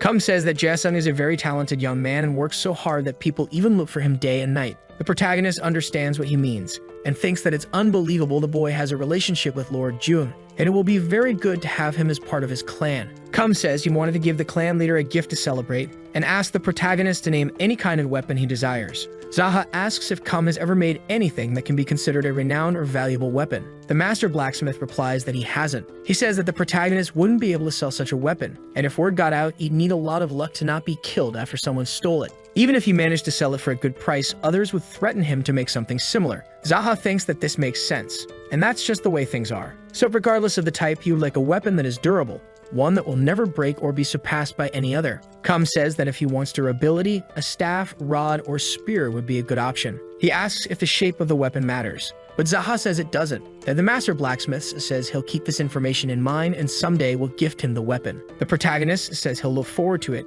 and bids him farewell. He walks through the city streets until he's stopped by some men. He looks at them closely, asking why they stopped him. One of them asks if the protagonist is the owner of the Jaha brothels. He looks at the two of them and walks past, saying he's just an errand boy. However, one of the men pleads for him to wait, so the protagonist decides to give them some attention. The man says he's a messenger from the Black Rabbit Union and came to deliver a message for his superior. Jaha is surprised they are from the Union. The messenger says that the master of the Golden Phoenix Pavilion wishes to meet him. Since he sent an invitation instead of an execution order, it would be best for Jaha not to refuse. He also adds that if he returns alone, the enforcers will come after him. Hearing this doesn't please Jaha at all. After being threatened, the protagonist stares at the messenger, making him fearful. He asks if he really has to obey the summons of the master of the Golden Phoenix Pavilion. The messenger says that if he doesn't comply, he can run away. But if he complies, he won't die and innocent people won't be harmed, making it good for everyone. Jaha wants to confirm that he understands correctly that if he wants to be the leader of the province, he must obey the Black Rabbit Union, and only then will he continue to hold power over Alien. The messenger says that's exactly right. Jaha comments that if he ran away, he wouldn't consider himself a man anymore, so he agrees to meet the leader. With that, the messenger asks if they'll have to wait until nightfall or if he'll go meet him right now. The protagonist says that he can't meet someone so important empty-handed, nor can he go dressed casually. He asks the messenger to tell him where to go, and he'll follow the path alone. Very well, says the messenger. There is a cabin in the hunting field on Dingu Mountain. Jaha knows the way and says it's quite close. Then he heads toward the destination. However, the messenger warns him that if he thinks about running away, he should go as far as he can. But Jaha says that's not the case. He returns to his brothel and puts on better clothes. Chef Sungtae has already heard the story and is shocked by the meeting, saying that the master of the pavilion is a killer obsessed with money and forced Jaha to go see him. Jaha, in turn, says that he wasn't forced, but is going by his own will. Chef Sungtae says that either way, he's going to gather everyone and start a war. However, the protagonist dislikes the idea, saying that he'll end up killing all the young men in the province if he does that and will be left alone. But Cha Sung-tae insists that he will die if he goes to the meeting, since the master wouldn't let him leave alive and would destroy him because he's the errand boy who made him angry. Cha Sung-tae asks that, at the very least, the protagonist let him accompany him. Jaha asks if Cha Sung-tae is being serious. He thinks about it for a moment and says that, honestly, he's not. The protagonist says that he's only good for spouting nonsense and that he'll be back soon, so he should take care of everything in his absence. Before he leaves, Chef Sung-tae calls out to him and shows him a cloak, asking the leader to wear it. Jaha asks why he's asking him to wear his favorite cloak, since he might tear it as he's not just going for a stroll. Sung-tae says yes, that is his favorite cloak, but Jaha can turn it into a rag if he wants to. The protagonist is pleased to hear that. Wearing the cloak, he bids farewell. Chef Sung-tae says he'll wait for his return, and bows as he leaves. Far away, near the mountains, is the location the messenger gave him. He waits for the protagonist on his master's orders, but thinks that by now Jaha must have run away. However, he sees someone approaching. It was the protagonist in his proper attire. The fact that he didn't flee surprises the messenger, making him think that Jaha agreed to join the union,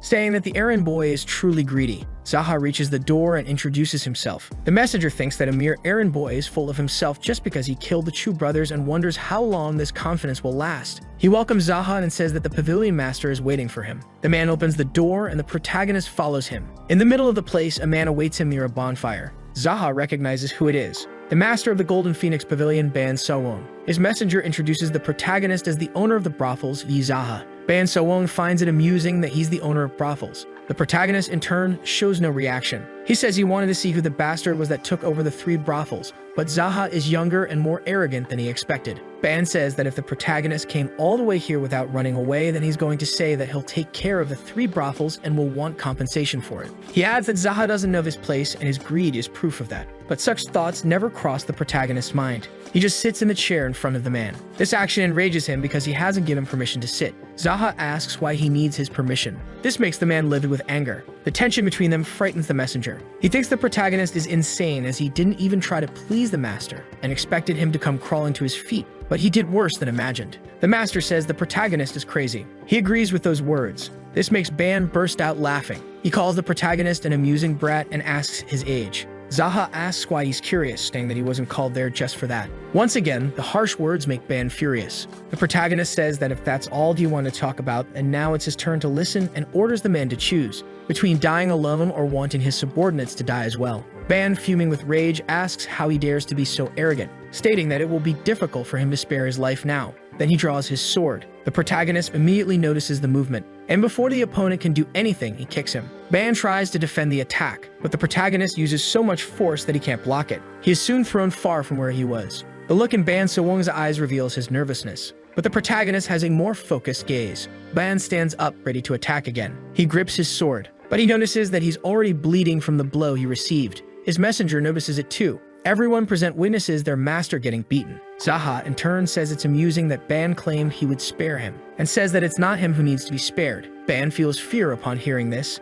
His messenger is also terrified. The protagonist stares at his opponent. Ban looks at him and wonders who he really is, because he had heard that Jaha was just an errand boy from a local inn. Jaha recalls that Ban said he would kill him, but now he's just standing there. Fuming with rage, Ban thinks he needs to act first, and charges at his opponent. However, Jaha easily evades his attacks, making Ban even more nervous. He tries to strike his opponent multiple times but keeps missing. This makes Jaha think that even a pavilion master from the Black Rabbit Union is just third-rate trash. He then prepares to counterattack and lands a blow on the enemy's abdomen. The force is so great that Ban's nose bleeds instantly. He is sent flying far away, but the protagonist doesn't let him get too far and charges toward him again, leaving Ban stunned by his strength and speed. With just one strike from his energized sword, Jaha effortlessly slices off the enemy's head. For the protagonist, this was nothing. He then turns to face the others present, and everyone feels terrified of him at that very moment, including Ban So-wong's messenger. With his sword stained in the enemy's blood, Jaha tells everyone that this is what happens when someone messes with the errand boy of Iliang province.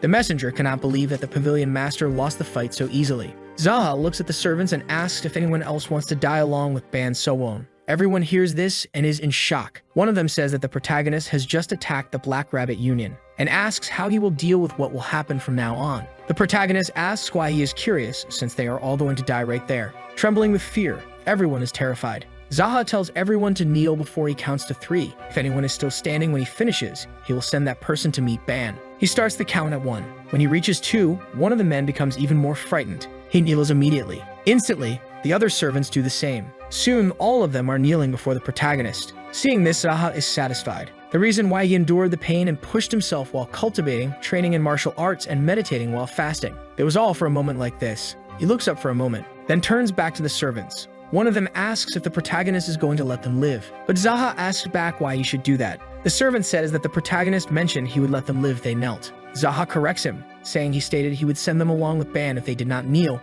but he never said he would let them live. Terrified, the servant begs for his life, but Jaha asks why he should do so. This makes the man think that if that's the case, he has no choice but to resist until death. The protagonist says that the man is a negotiator, so why not make an offer after stating who he is? He introduces himself as Sima Bai, the secret inspector. Jaha thinks about the man's name, and he does not recognize him from his past life, which makes him think that he might have died along with Ban when the Black Rabbit Union executed him for corruption. Sima Bai claims to be honest and says that if Jaha had strength similar to the Pavilion Master, they would have fought alongside Ban to kill him. The protagonist asks what else he has to say. Bai says that he stopped those who wanted to enter the fight. Jaha praises this attitude, thinking that Bai was suspicious of his strength, the errand boy who doesn't even know martial arts. Confused, Sima Bai becomes apprehensive about what will come next. However, Jaha tells him he is safe. That is what he will give for being so perceptive. He rejoices for being able to stay alive, but then he asks what will happen to the others. The protagonist says they will die as they can report what happened to the Union,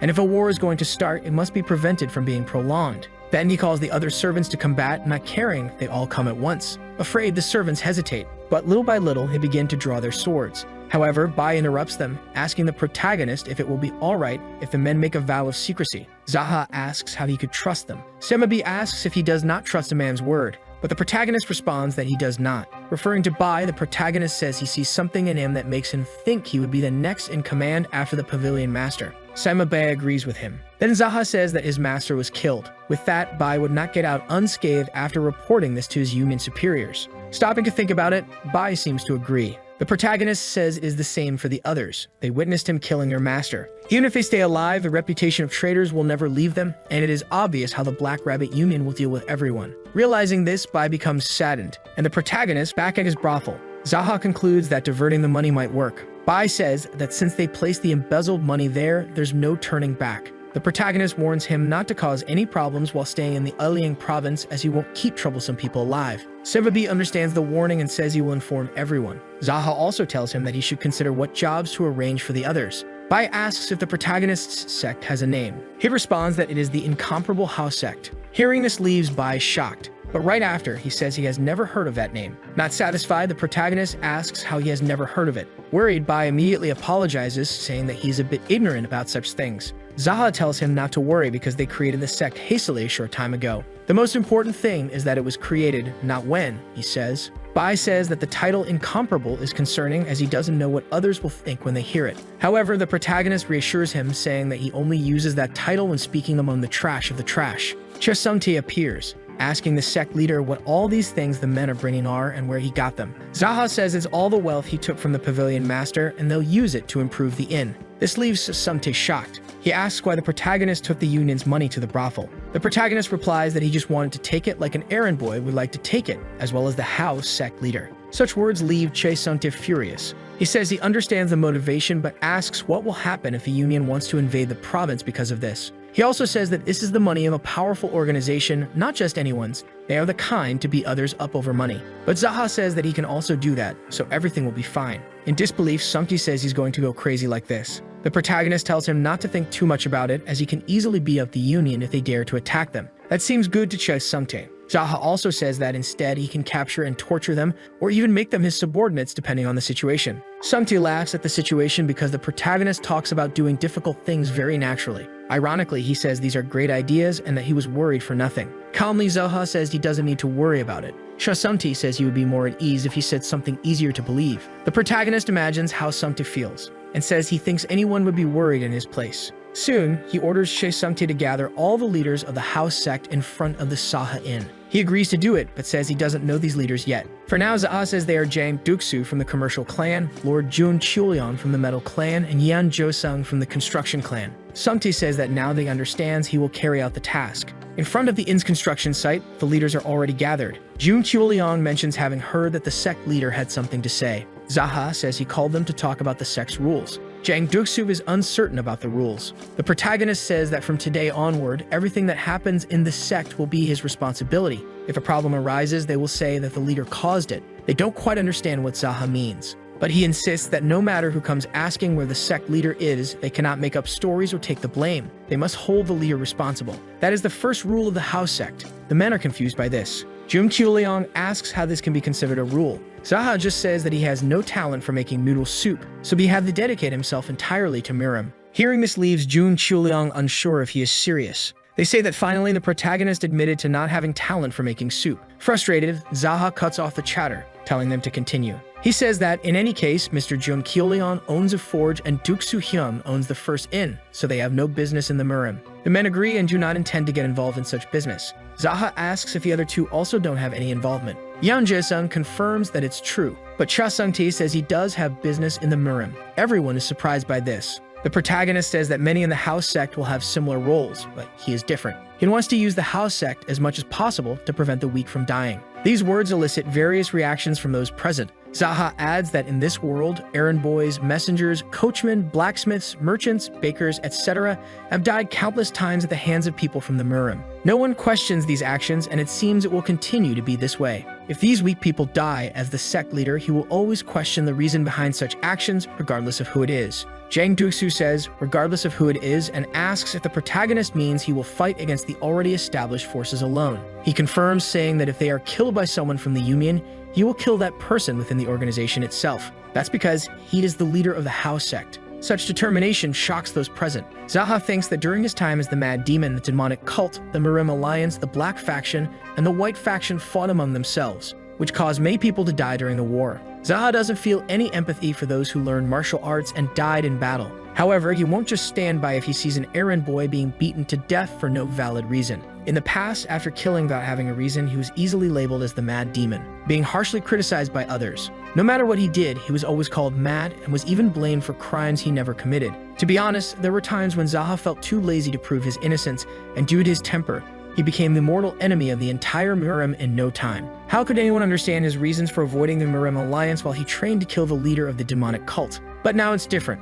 As the leader of the House sect, he has reasons to fight no matter who it is, since he will be the protector of the weak. Back at the meeting, Cha Sung-tae says he didn't understand something and asks if Jaha doesn't need to be very strong for these rules to make sense. Ignoring the union, how will he deal with all the sects and martial masters who will come? Jaha thinks before responding, and says that everything will be resolved if he becomes the unmatched one. The four don't understand what he means by unmatched one, and his silence fills the place. Not satisfied with the answer, Cha Sung-tae says that he is rambling again, and that he can't feel at ease with all of this. Jun Chuliang says he will support the sect leader, as a man should have great ambitions. Yan Jae-sung also shows his support, saying that he wants to help the House sect. Jang Duk-soo asks if that is really possible, because there are various sects and masters in the Mirim, as well as countless martial arts geniuses, and he has heard that they train in martial arts even before they learn to walk. Jaha says that's normally what happens. Then Jang Duk-soo says that becoming the unmatched one is difficult even for them, as that title is given to someone sent from the heavens. The protagonist reflects on this for a moment,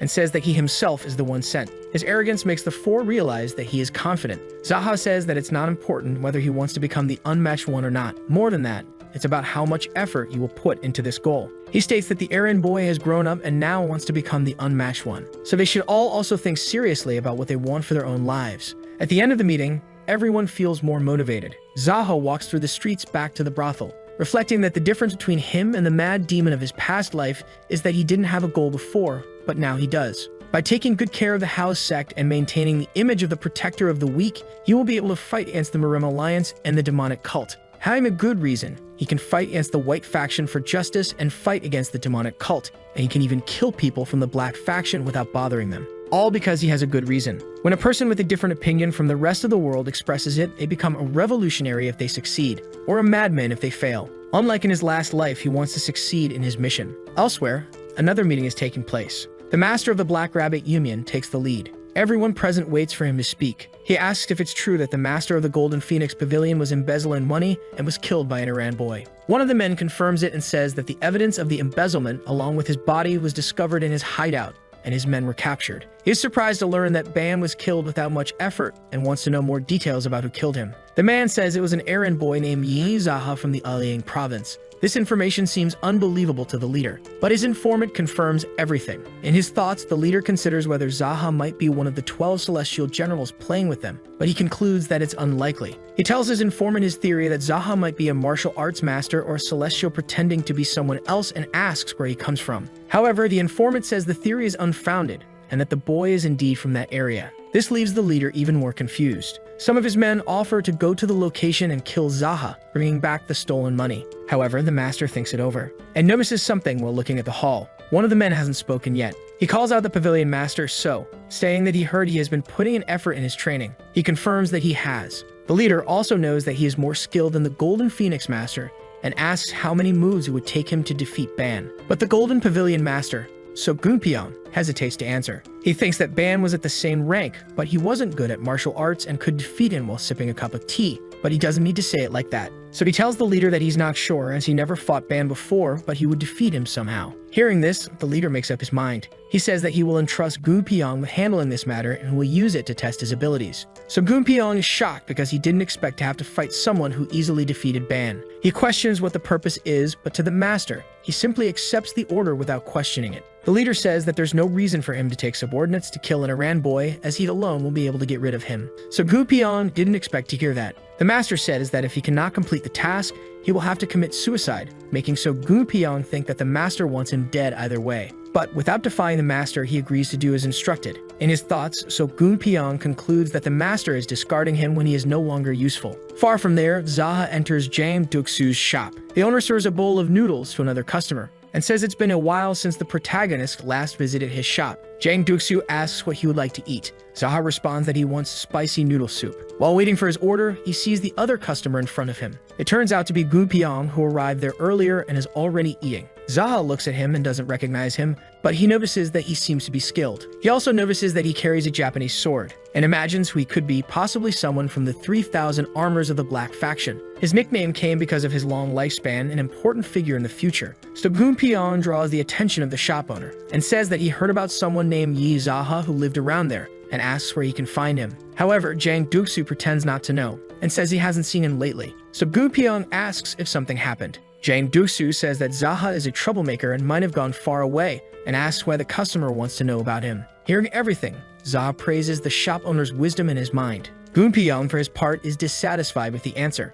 but soon changes his posture, saying that he heard the Iliang province was full of crazy people, and it seems to be true. The owner looks confused. Annoyed, so Gu Piong says that the man is lying when Zaha is right in front of him. Seeing that the truth has been revealed, Jang Duksu fears for his life, referring to the protagonist as an errand boy. So Gu Piong asks if Zaha knows who he is. The protagonist says that he is So Gu Piong from the Black Rabbit Union, and then questions him about the tone he used with the shop owner. So Gu Piong wonders how Zaha knows his name. He asks the protagonist who he really is, but Zaha says that he already knows the answer. However, Gu Piong says that he is asking about his true nature. Zaha is surprised by the question, and says that it's a deep question, he is not sure and needs time to think of an appropriate answer. The protagonist can't really say who he is. Seeing his personality, so Gu Piong calls him the lunatic. Then he decides to quickly finish eating his noodles. Zaha asks the owner where his order is. Jang Duksu is surprised because the protagonist is asking for noodles when he's about to die. He tells Zaha that the noodles are sold out, and the protagonist says that he could have mentioned that before he made the order. So Gu Piong comments that the place is quite amusing. He finishes his meal, telling the owner that he will pay now. The owner says it's not necessary since what matters most is that he had a good meal. But Gu Piong insists and says that the owner must receive payment when a customer enters his shop and orders something to eat. Seeing the money in the customer's hand, Jang Duksu hesitates to take it. Furious, so Gu Piong glares at the owner, but then he leaves the money on the table and tells the errand boy to go outside because the space is too tight. He stands up and tells the owner that the meal was delicious and that he will come back to eat again. Immediately after, he picks up his sword and leaves. The protagonist goes to the owner and asks for a kitchen knife because he didn't bring a weapon. Jang Duksu is terrified about what is about to happen. Outside, the two opponents face each other. So Gu Piong asks what the protagonist is going to do with a kitchen knife. Zaha responds that it's the only thing he has to fight with, seeing him holding a cleaver, so Gu Piong feels insulted. But the protagonist isn't concerned at all. He notices that the knife smells like garlic and will sting if it gets into the enemy's wounds. Zaha says to the third-rate guy from the Black Faction that anyone who fights an errand boy will face a smelly kitchen knife. So Gu Piong says that the protagonist is completely mad and can't believe the Golden Phoenix Pavilion Master died to him. Zaha asks why his opponent appeared alone, as members of his faction usually move in groups. He responds that it would be shameful to gather so many people to go after an errand boy, which irritates the protagonist. Gu Piong says it's embarrassing to even talk to him, doubting that Zaha really killed Ban. However, the protagonist insults him, saying that it looks like he was discarded by the others. Hearing this makes Gu Piong angry. That expression gives away that the protagonist was right. But out of patience, so Gu Piong says he won't take any more insults, and draws his sword. The blade of his weapon even shines. He points it at the protagonist, saying he doesn't know how an errand boy can be so annoying. In turn, Zaha says he doesn't know how a third-rate member of the Black Faction can be so confident. This ignites all the anger within his opponent. Then he charges at the protagonist. Gu Piong attacks, but the protagonist easily dodges. Zaha notices that the opponent's sword is so sharp and sturdy that if he blocks the strike with his knife, it will break. With his sword, so Gu Piong strikes and Zaha dodges again. He thinks it's a waste to put internal energy into the knife. His look of disdain makes his opponent even more furious. So Gu Piong swings several times in his direction, but Zaha manages to dodge every strike, until his opponent decides to change his strategy. However, he fails to hit the protagonist, looking at him with intense rage. So Gu Piong realizes that Zaha is very fast in his movements. He looks at the protagonist's feet, trying to deduce his movements. But upon attacking again, he still fails to land a blow. Zaha jumps back to create distance from the enemy, but his opponent doesn't give up and tries to strike him head-on. However, just when he thought he succeeded, at the last moment, the protagonist dodged his sword. Zaha says that his opponent's skills are decent but far from being enough. Then he moves in to grab the blade. So Gunpyeong, realizing this, pulls back, retreating away from the protagonist. Jaha says that his opponent finally understood that attacking non-stop won't work against him. Frustrated, so Gunpyeong asks how Jaha can read all of his movements. The protagonist replies that as he already knows, he's just a simple errand boy. Furious, so Gunpyeong says that's not what he asked and questions Jaha if he is one of the 12 celestial generals, just like the master of the Union. However, the protagonist says that he's stupid because he demands an answer, while simultaneously telling him to shut up. He adds that it's easy to dodge because the enemy's attacks are weak. He also mocks Gunpyeong for getting nervous over his words, saying that he's using martial arts that slaves from the Black faction learn. Gunpyeong doesn't like hearing that at all, asking how the protagonist dares to make such a comparison. Jaha simply says that all forces led by the 12 celestial generals are disposable slaves. In fact, they don't even deserve to be called slaves, because they are nobodies in the Black faction. They are merely prey to be slaughtered, mere pawns. So Gunpyeong can no longer hold back his anger. Jaha continues saying that even their women and toys serve more as cleaners than anything else. This makes Gunpyeong even more furious. The protagonist says that even if the associations give them women, people like Gunpyeong are only good for pulling down others' pants. All of Gunpyeong's rage comes out at this moment, shouting at the protagonist to shut up. Jaha doesn't stop and says that, like this, Gunpyeong is showing how pathetic the servants of the 12 celestial generals are. The servants are under the command of men wearing ridiculous masks and are told they are only there to train and kill. Each has a union to manage. They are given secret techniques to establish a hierarchy and have fun with the killing amongst themselves, while they only care about money and women, claiming that the Black faction is a joke of an organization. In his thoughts, so Gunpyeong wants to deny this, but he can't because he knows that the errand boy has a bit of truth. Jaha asks why his opponent looks so surprised and if he thought the faction was great when he decided to join. He tells Gunpyeong not to feel so bad because the old assassin will die at his hands. So Gunpyeong is interested in what the protagonist said. Jaha notices his change in behavior and is surprised. He says that the 12 generals hold a competition and the winner learns more martial arts from the assassin. But what's the point of learning from him? Jaha asks. The protagonist says that the old man isn't the strongest in the faction and no one is foolish enough to teach their secret martial arts. He uses it only as an excuse to use the slaves until they lose their value. After hearing this, so Gunpyeong asks if that's all Jaha has to say. Then he tells the protagonist that if he's so powerful, he should stop dodging. Jaha realizes that maybe he'll have to beat him up a little to make him see the truth. With that, he extends his knife and uses one of his skills to energize it. The knife is engulfed in flames. His opponent is shocked to see this. Now the protagonist is ready to fight back. So Gunpyeong thinks that he was convinced Jaha was a martial arts master he'd never have a chance to defeat, but he says he won't go down without a fight. Jaha says he calls his technique spicy flavor, but the true name is the Path of Flames. Gunpyeong grips his sword, preparing to attack. The blade emits an aura of energy. He's confident he can achieve a positive outcome. The protagonist also trusts in himself. Soon, so Gunpyeong channels his rage and launches an attack in the opponent's direction. Jaha waits a moment before acting. He grips his energized knife and counters the attack, sending flames towards the enemy. Seeing this, so Gunpyeong is frightened. He immediately tries to defend, but the force that hit him was so powerful that he loses his footing, being thrown far away, spinning across the ground. After falling, Jaha approaches and makes sure he's defeated. A shop owner comes out to check the result of the fight. He says it's cool to see a battle between people of the Murim. Jaha approaches the enemy and starts kicking him, even while he's unconscious. Jang Duksu doesn't understand this behavior. At the brothel, so Gunpyeong was taken unconscious. The protagonist asks Chae Sumtae to wake him up. With a slap, Sumtae tries to rouse him. While hitting, he shouts insults at the man to wake him. Still injured from the fight, Gunpyeong wakes up and frantically gets out of bed, realizing that he's still alive even after everything that happened. Since he got up, Jaha asks where Rakshasa is. He says there's no way he would know, not even the master of the Union knows. The protagonist asks if the master is at the organization's headquarters. He insists on getting an answer, pressuring Gunpyeong, but he responds that the master of the Union is in the middle of training. Jaha asks if it's time for the ranking battle again. So Gunpyeong is astonished that he knows about this.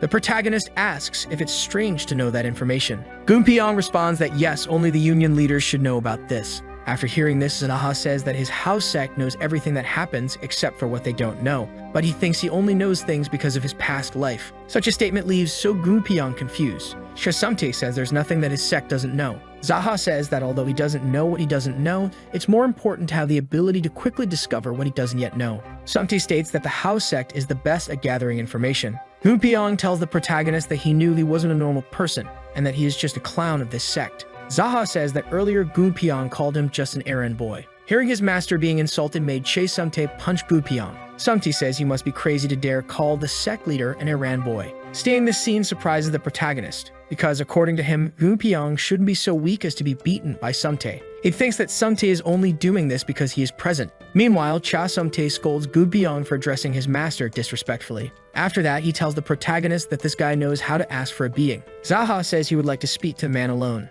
With that, Cha Sumtae leaves, all happy, thinking he pleased the sect leader. Now that they are alone, they start talking. Jaha asks Gu Pyong if he plans to work for him, but he refuses, leaving the protagonist surprised. He asks if he should kill him instead, making Gu Pyong fearful. The protagonist tells the man that he should put aside his arrogance and answer honestly, but if he wants to die, he will grant his wish. This makes Gu Pyong realize that Jaha is really serious. Jaha insists on hearing the answer, so Gu Pyong begs to stay alive. But the protagonist asks if he wants to live without serving him. He replies that he swears never to mess with the Hao sect if he stays alive. Not just with Hao, but he won't provoke anyone connected to Jaha. With this response, Jaha thinks that he would like Gu Pyong to be his servant, so he decides to let him go for now. According to him, no matter how much someone denies it, they will become a subordinate if they are paid or beaten 7 times. And that's what the Sing he admires the Crouching Dragon once said. Jaha then decides to release the man. He asks where he should go. The protagonist simply says to turn around and find his own path. Gu Pyong is still unsure if he can really leave, but the protagonist assures him that he will accept his challenge again if he returns stronger. But if he hears that Gu Pyong killed any merchant or ordinary person from today onward, he will kill him by tearing off each limb of his body. Gu Pyong says he won't forget this,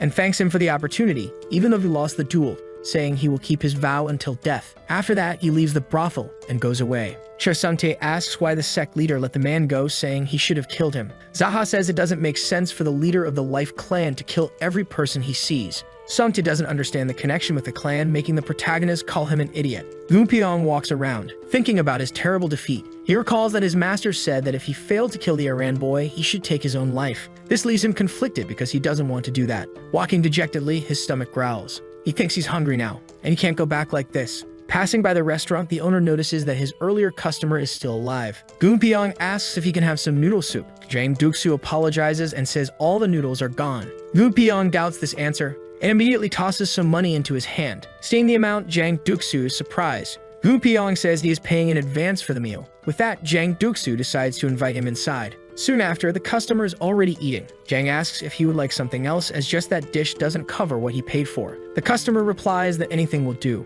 So Jang Duksu heads to the kitchen to prepare something. So Gu Pyong thinks that his future is bleak because the Union Master will kill him if he goes back now. He thinks that he can't leave the organization without saying goodbye to his subordinates. This makes him conclude that living is difficult. Jang Duksu says that this applies to everyone, as no one who is alive is immune to suffering. Gu Pyong asks if the owner also suffers. He replies that he does, but it became much easier since he no longer has to pay taxes thanks to the Hao sect. This fact about the taxes surprises Gu Pyong. Jang says that the sect doesn't force them to pay anything and protects all the residents and workers. The leader said this was the reason for creating the organization. So Gu Pyong thinks that maybe Jaha isn't so bad after all. The restaurant owner serves him another dish, saying that it doesn't have a specific name, it's just pork rib soup. Upon seeing the dish on his table, Gu Pyong says it really has a very good appearance. Jang Duksu says it tastes even better if he eats the ribs with his hands. So Gu Pyong wastes no time and eats as instructed. However, he is interrupted by Jaha, who enters the restaurant and stares at him. Seeing the sect leader in front of him, so Gu Pyong is startled. Jaha asks how they dare eat pork soup without him. Still holding the meat,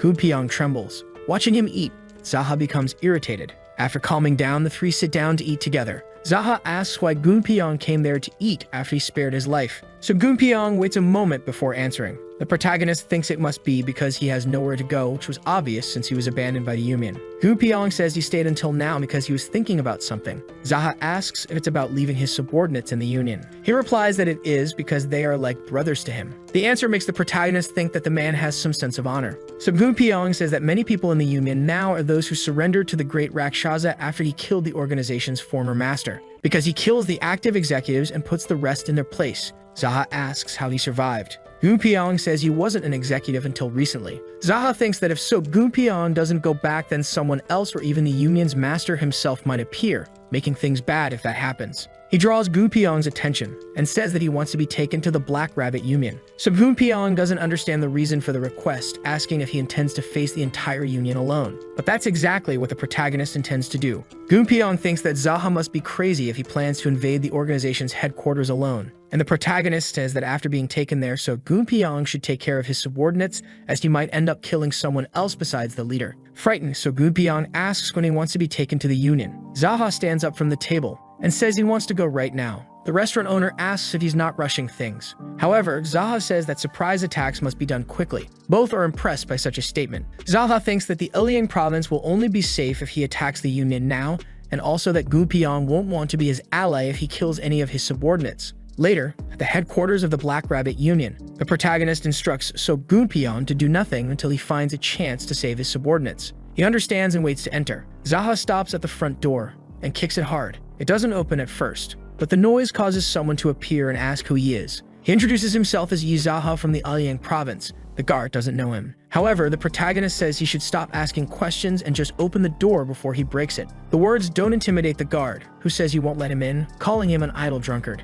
With the door locked, the protagonist uses another option and leaps onto the wall. Jaha lands softly on the spot. Gazing from afar at those present, his shadow is noticed by some guards, but immediately, he drops near them and walks calmly toward the fortress. Seeing this, one of them shouts, "Intruder." Soon, several guards approach and immediately surround the protagonist, asking who he is, but he says that he has already introduced himself as Yi Jaha from the Iliang province. After hearing that name, their leader comes out, asking if the protagonist is the so-called errand boy. In his thoughts, Jaha says that it's the duty of those in Mirim to answer a question with another, in a game of patience. Thus, he asks the leader if he is the rabbit slave of that old fool, the great Rakshasa. The master is surprised by such audacity. Jaha asks what would be the best way to address him. His arrogance starts to irritate the guards as well. Despite this, the protagonist asks how a mere slave who plays at being the master of a rural union dares to be rude to him, saying that the host must be insane. This draws negative attention from everyone present. Without receiving a reply, the protagonist gets annoyed, asking if the leader suddenly lost his voice. One of his men says that Jaha is no ordinary lunatic. The leader says that if the protagonist is here, it means So Gu Piong is dead. However, Jaha tells him to stop rambling and start fighting. After being challenged, the leader asks why he should. Jaha tells everyone to listen closely. If the leader fights him one-on-one, he will be a good leader even if he dies in battle. But if he orders everyone to fight just to test his strength, then he's not worth following. Pointing his finger at him, the leader is surprised. His men are also shocked, but it doesn't end there. Jaha says that if the leader does that, his servants can call him trash or any similar insult. Because an idiot who just shows off and hides behind a mask is a worthless fool who depends on the prestige of the great Rakshasa to command his servants. The men are left speechless after hearing this, and Jaha waits for the leader's reaction. Even his servants want to see how he will respond. The masked man says that if the protagonist wants a one-on-one fight, what kind of leader would he be if he fell for such mediocre provocations? Jaha then says that he wants to send his subordinates to their deaths again. The leader says he ordered So Gu Piong to kill himself if he failed and wonders why Jaha is still alive, saying it must be to beg for his life or something like that. So Gu Piong appears and says that nobody cares about that because his life belongs solely to him, and he has no deep feelings of loyalty for the leader. Seeing him alive, the leader is shocked. Jaha agrees with Gu Piong's point. The leader asks why Jaha spared So Gu Piong's life. He simply responds that he's not an idiot like the masked man. Gu Piong tells everyone in the Golden Dragon Pavilion to come to him and swears on his life that the leader of the House sect will win. The men obey him quickly. Such an action enrages the leader. So Gu Piong says that if he's so confident, why not fight Jaha one-on-one without sacrificing his subordinates? The leader is too furious to even respond. His men are starting to agree with the enemies, but the leader says his subordinates will pay once he personally deals with this problem. He decides to accept the Iran boy's challenge. However, Jaha tells him to stop pretending to be strong as he was forced to do this. The veins on the leader's face nearly pop out from anger. Jaha says that the fight will be one-on-one and if anyone interferes. But before he can finish his sentence, one of the men tells him to shut up and throws an axe. Calmly, the protagonist gets ready and easily catches the axe midair. Then he throws it back. The speed of the weapon is so great that by the time the man sees it, it's already too late. He gets hit in the face by his own weapon and is sent flying straight into the wall. The protagonist says that he would kill anyone who interfered, so the servant decided to interrupt, and this happened. Seeing how he handled the situation, the leader is afraid of what's coming next. Looking at the protagonist, the leader says that he's very loud for an errand boy. Jaha just smiles at him. So Gu Piong walks up to him and offers his sword, saying that Jaha should use it as the Union Master's blade is sharp, but his sword is also good. Seeing this gesture, Jaha thinks that Gu Piang understands how valuable a person's weapon is, and even so, he offers his sword. Moreover, the weapon is precious to him, handing his sword to the protagonist. This makes Jaha pleased with such a gesture. He accepts and says he'll return it after the fight. Jaha draws the borrowed sword and calls the rabbit mask for combat. The man is already fed up with the insults he's heard, so he prepares to fight and draws his sword as well. After that, he stares intensely at the protagonist, who is performing acrobatics with a sword and gracefully takes his stance. The Union leader's eyes are filled with rage. Wasting no more time, he charges for the attack. Jaha gets ready to respond. Quickly, he dodges and moves, closing in on the opponent. Then they clash their swords. The impact of the two blades is so strong. Waves of energy are spread throughout the scene. Both fighters do not hold back as they attack,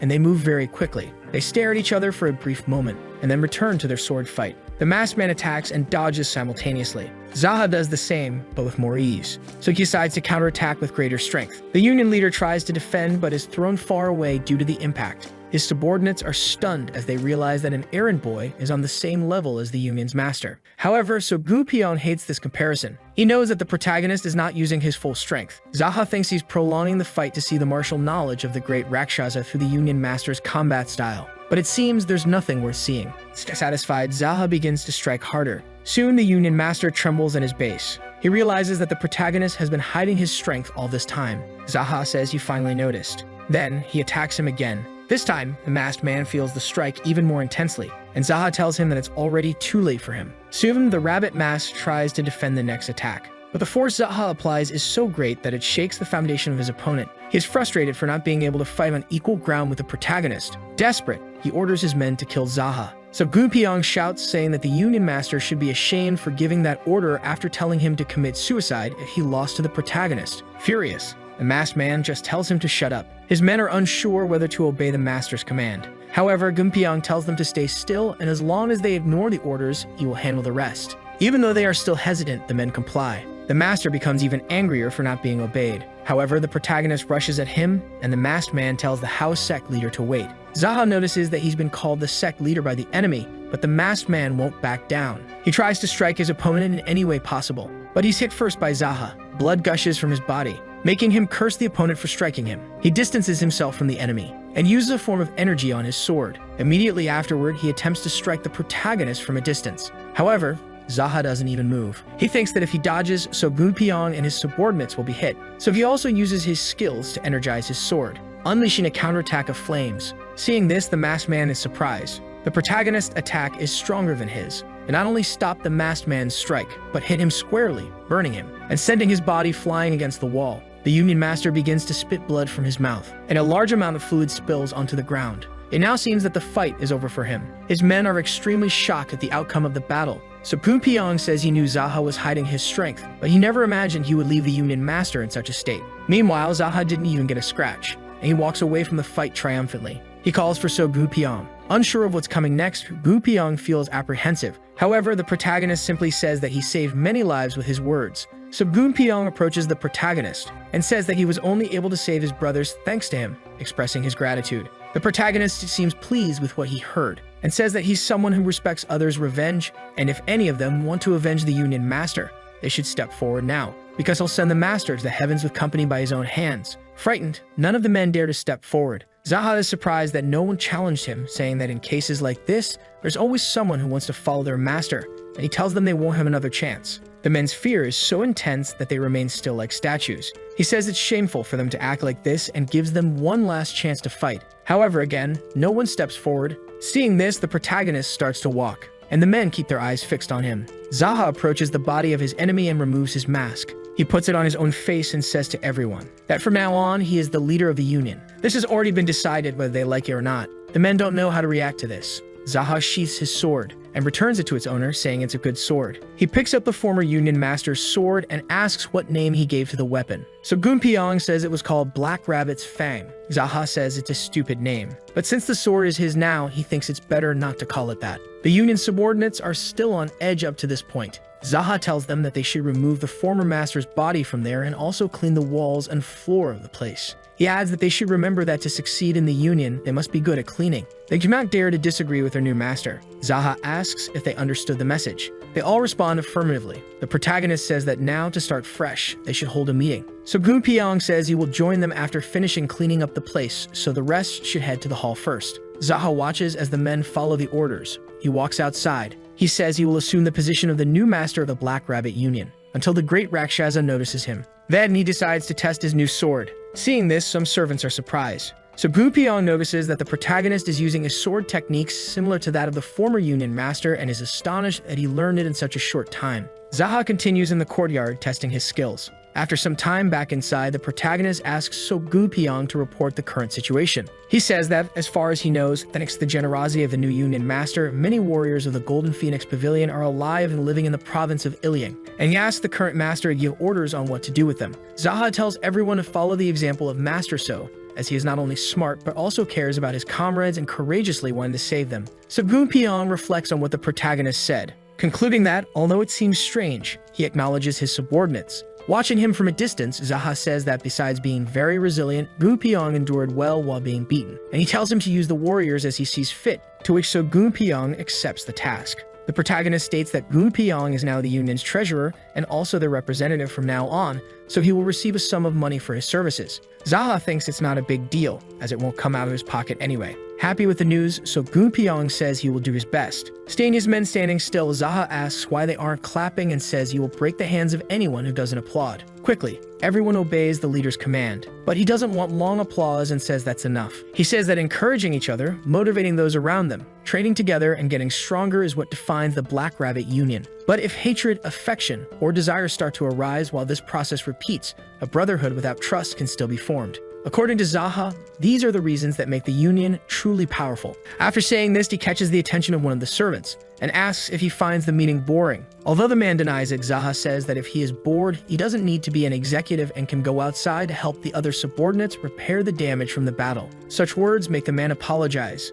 His master asks how he dares not pay attention to what is being said by him. Soon, everyone else assumes a more serious posture. Jaha asks where he left off, and Gunpyeong says he was talking about why the union is powerful. He resumes his thoughts and asks who the current administrator is. A man steps forward and tells his master to just call him Administrator Byok. The protagonist orders Byok to give So Gunpyeong a golden letter and says he would like to know the current state of the union's funds. And if he discovers any fraud or embezzlement from now on, he will execute him first. The administrator confirms that he understood the message. After that, Jaha asks when the ranking battle will take place. Everyone is astonished that the protagonist knows about this information, making it seem as if he has been the Union Master all along. So Gunpyeong says that there is no set date yet, but a low-ranking celestial general is expected to challenge him soon. A general called the Red Monkey. He says that if Jaha wants to increase his rank, he will have to fight against the White Rooster. Jaha asks what his rank is. Gunpyeong responds that he is the 5th among the 12 celestial generals. He is surprised that his next opponent has such a high rank and asks where this highly respected master is.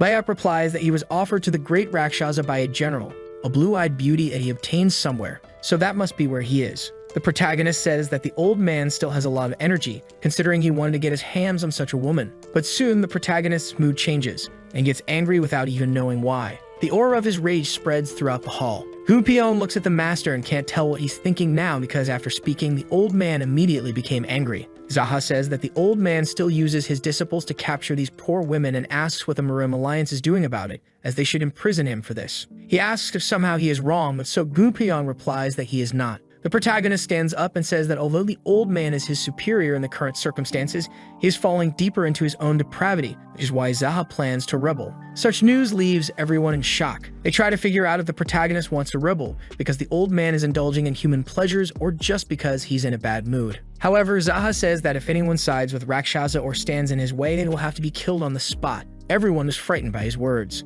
After that, Jaha asks what's the news from the Black Castle. Gunpyeong replies that they are busy with gambling and auctions, becoming more and more the richest sect. The protagonist asks if they still sell slaves. Gunpyeong says they do, irritating his master, who says he can no longer tolerate it. Hearing this statement scares his subordinates. Jaha says that the Union will fulfill one of the Black faction's duties by destroying the Black Castle and becoming the first to participate in the front for slave liberation. His men wonder how their leader can make such a decision, and since when does the Black faction have this kind of duty? One of them decides to ask the reason for the attack on the Black Castle. However, Jaha rebukes him and asks if he thinks it's right to buy and sell people. He replies that it's not. So the protagonist says he's asking a foolish question. Jaha states that they have trained in martial arts until now, so they shouldn't turn a blind eye to injustice, because that is the duty of those who walk the drunken night of the sword. The men don't understand the metaphor the master used. The leader concludes that he feels ashamed of them and notices that his anger is starting to rise. Quickly, the servants say they will remember his words. Jaha says one more thing. For the Union's current goal, he will use resources like elixirs, funds, or whatever he wants.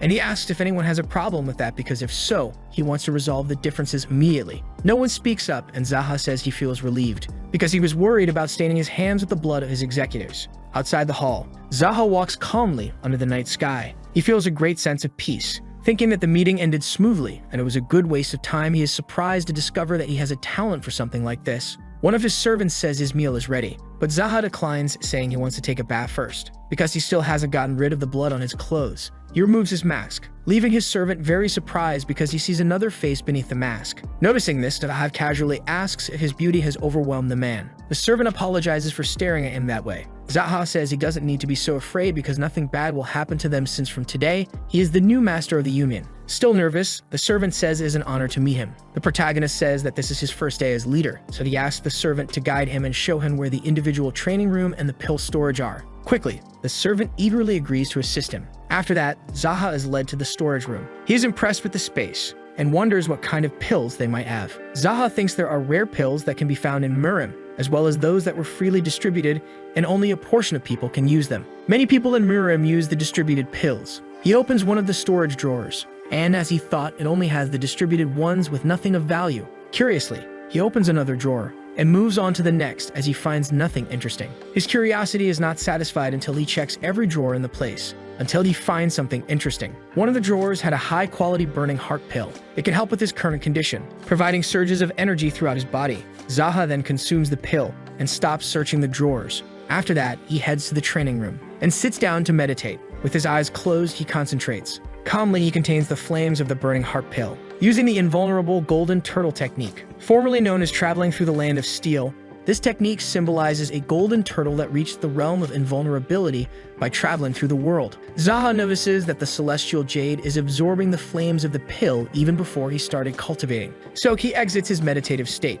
and opens his eyes, wondering what's happening since the energy of the pill fused instantly with the celestial jade. The protagonist tries to use that energy, materializing something in his hands. The golden turtle technique is divided into 5 stages, and he creates something from the first, which would be wood. Then he transforms it into the second stage, which is fire. Soon he contains the flame in his hands and extinguishes it because it grew too strong. Feeling that energy makes the protagonist think that the celestial jade was made by absorbing Kai, and life force is something that can be called the essence of existence for countless warriors. But it ended up absorbing the energy of the pill, making the protagonist think that the jade has some strange power to absorb the opponent's Kai or even their internal energy. He finds it hard to believe, saying that he just wants to live like a madman, because he has no plans to become a monster that surpasses the leader of the demonic cult. Now he's going to meditate again to see what happens inside his body. But don't give this a name, because you never know what might happen. He considers various possible names for the technique in his mind, but ends up leaving it aside as he didn't find one he liked. He thinks that he went back to the past by a twist of fate and wonders what he can't do.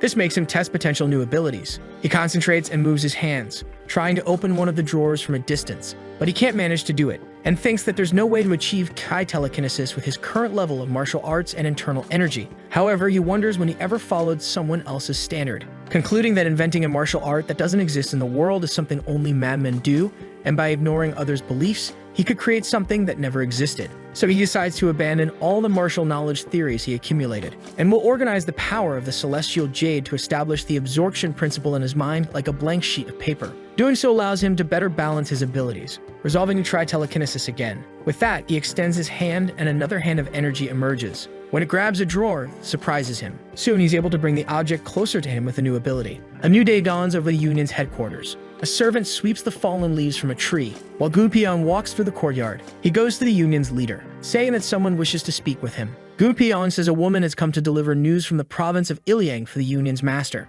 If it were about something else, he would have spoken with her himself, but he assumed that his leader would prefer to hear the news personally. Jaha is surprised and thinks there shouldn't be any problems there now that he's become the master of the Black Rabbit Union. Gunpyeong asks if he can allow the woman to enter. The protagonist thinks for a moment before responding, but decides to permit it. After that, a door opens, and the woman approaches him. She bows before the master, but upon seeing her, Jaha notices her distress. He recognizes Miss Sun, not expecting to see her so soon. Gunpyeong tells her to reveal exactly what happened. She formally introduces herself as Sun Soso from the province of Ilyang. Jaha is surprised as he didn't know her full name until now. Then he says out loud that he thinks her name is beautiful, interrupting her, but quickly tells her to continue. Sun says she has an inn in the province and mentions the errand boy from there. Hearing this makes the men in the room nervous, because they know who the woman is referring to, now that the very same person is the new union master. The woman says that the errand boy criticizes the drink they supply to the Black Rabbit Union, and she continues saying many other things. Her complaints are heard by everyone, including the protagonist who has yet to say anything. Gunpyeong realizes that the woman is reporting Jaha to the union master without knowing they are the same person.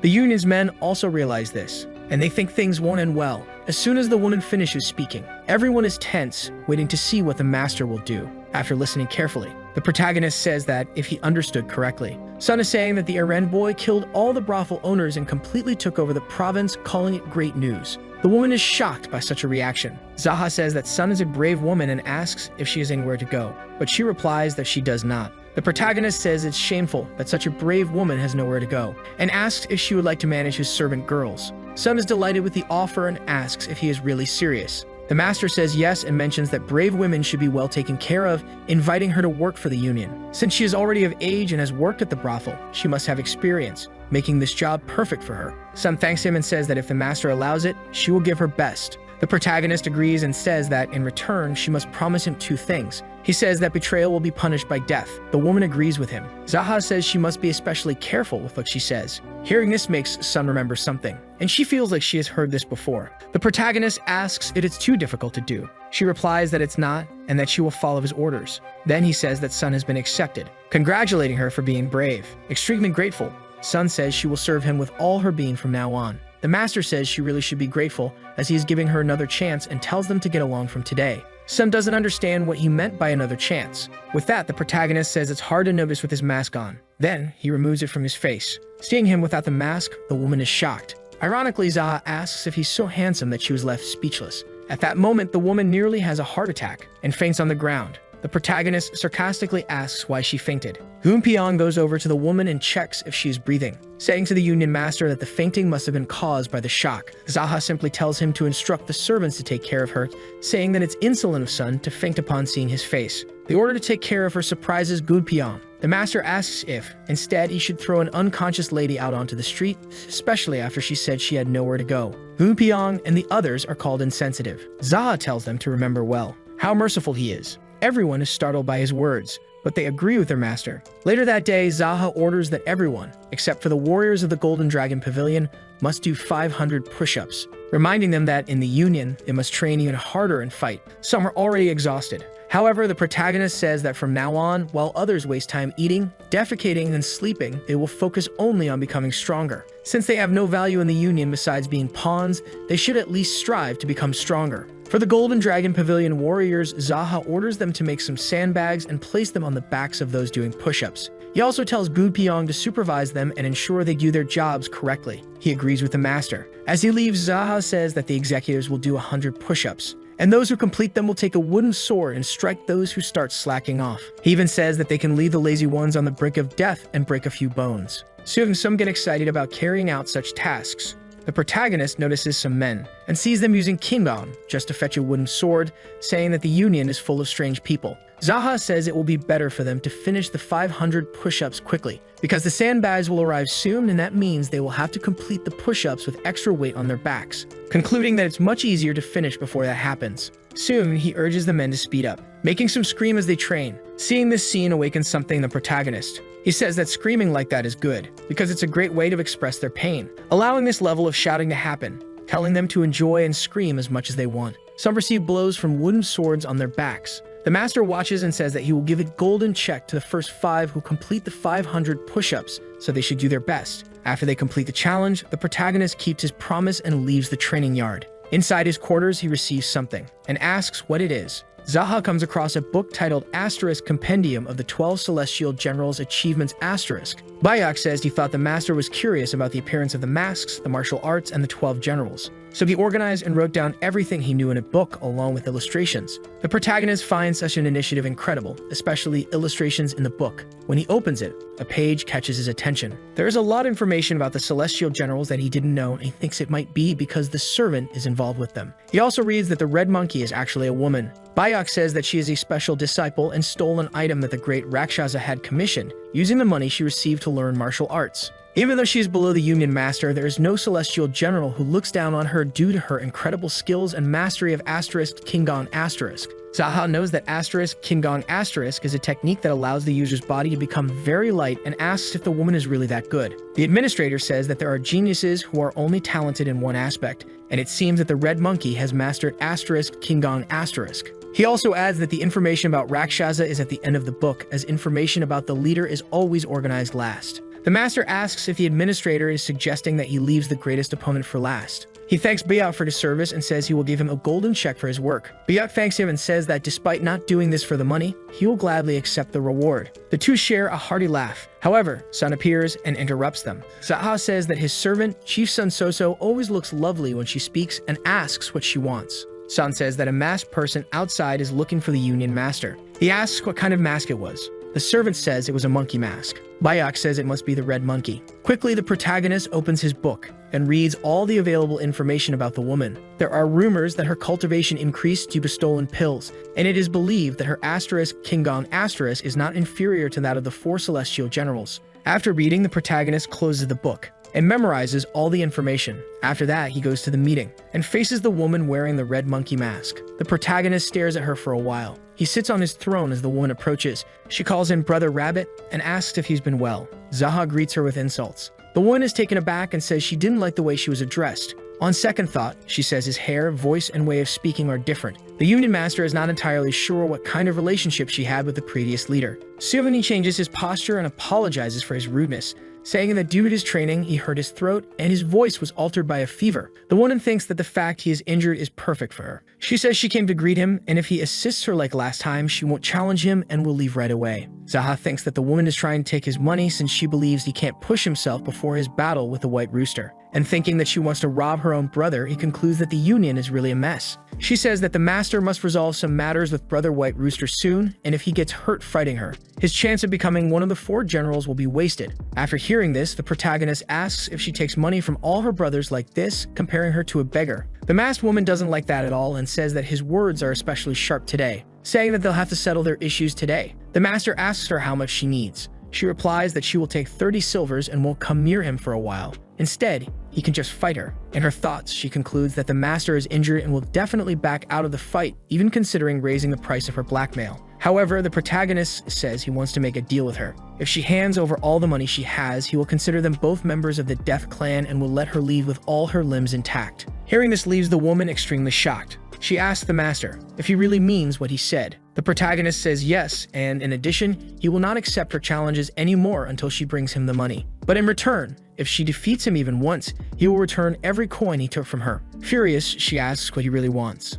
The master says he wants a fight with stakes. He thinks that stealing and betting are intertwined, so she won't refuse the proposal. The woman asks how this fight will take place, and the protagonist replies that she can choose. This makes her think about how confident he is and wonder if he also hit his head while training. Either way, she concludes that this will be good. And she says that if the master can catch her mask in less than 15 minutes, she will consider herself defeated. She adds that he can use any method he wants, and the location for the fight will be the Union's courtyard. The protagonist agrees. The masked woman thinks that he wants to compete with her in King Gong, precisely the technique she has mastered, saying that he must have completely lost his mind. Outside in the Union's courtyard, the two stare at each other. The woman, confident, calls the protagonist to start the fight. He in turn looks at her, confident about what's to come. She says the master is very calm, but he has little time to act. The master tells her to shut up, asking how she dares to lecture him. He adds that he will be the one to teach her today, so she better get ready. Jaha states that he previously promised to let her leave the same way she came, but it seems the woman doesn't know her proper place. After hearing this, she says that such words should be coming out of her mouth, not the protagonist's.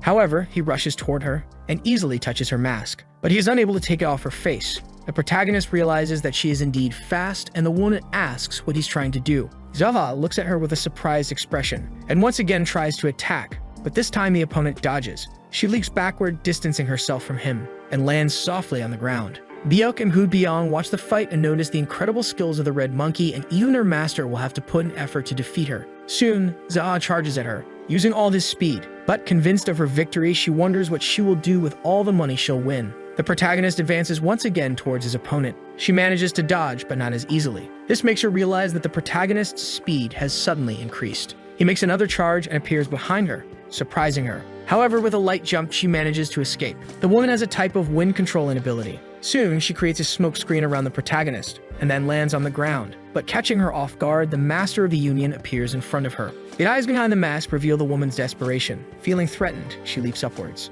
The protagonist doesn't intend to let her escape and extends his hand in her direction. He tries to grab her by the ankle, even from a certain distance. However, the woman feels something grabbing her and doesn't understand. Jaha simply stares at her from a distance. The woman realizes what happened and says that the protagonist has indeed gotten faster, but Jaha used an ability he cultivated before, capturing her with an energy hand. Trying to escape, she kicks in the direction of her opponent and attempts to use one of her abilities against him. But the protagonist doesn't release her no matter what. Soon he uses his strength and throws the opponent to the ground. The impact would be much greater if she hadn't cushioned the fall. Her agility made her use her hands to support herself before hitting the ground. The two briefly stare at each other, and soon after, the woman manages to distance herself from him. She channels a fire ability in her hand, then attempts to charge her opponent, but the protagonist doesn't stay behind, and uses his skill called Great Absorption Technique. With the energy hand, he grabs the opponent's mask, and successfully removes it from the woman's face. Then with his other hand, he strikes her. With the force of the blow, she is thrown far away. Upon hitting the ground, she causes a great impact.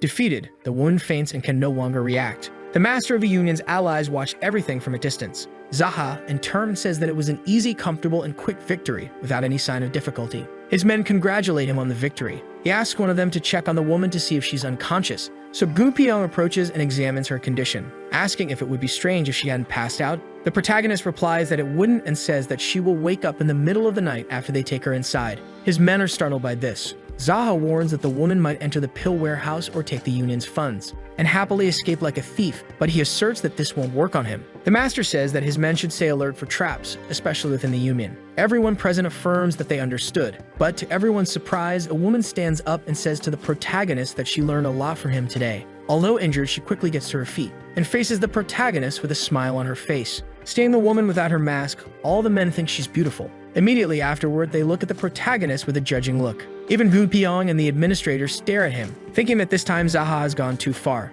In his thoughts, the protagonist says that this is what he was talking about. This is Mel's real trap. Inside, the woman is tied to a log. She thinks that she can't move because her movements were blocked. Recalling the fight, she comes to a conclusion that this man is not her brother. His abilities, his way of speaking, even the air around him, everything is different from Brother Rabbit. She thinks that she should have realized this sooner. Administrator Bayuk enters the room where she is. Seeing him, the woman asks why he's visiting. He replies that the Master of the Union sent him and apologizes for his rudeness. The woman asks what he's talking about. Soon, several servants approach. Surprising the woman with this, they set up a table for the administrator to use while showing off in front of her. Bayuk thanks them for their efforts and dismisses them. Then, with paper and ink in hand, the administrator observes the woman attentively. She asks what he's doing. Bayuk responds that the Master of the Union ordered him to draw the red monkey's face with many details. The woman is confused, but he asserts that he's just following his leader's orders because he is scarier than she thinks. Angrily, she asks why her face needs to be drawn. Bayuk replies that she's become famous for stealing,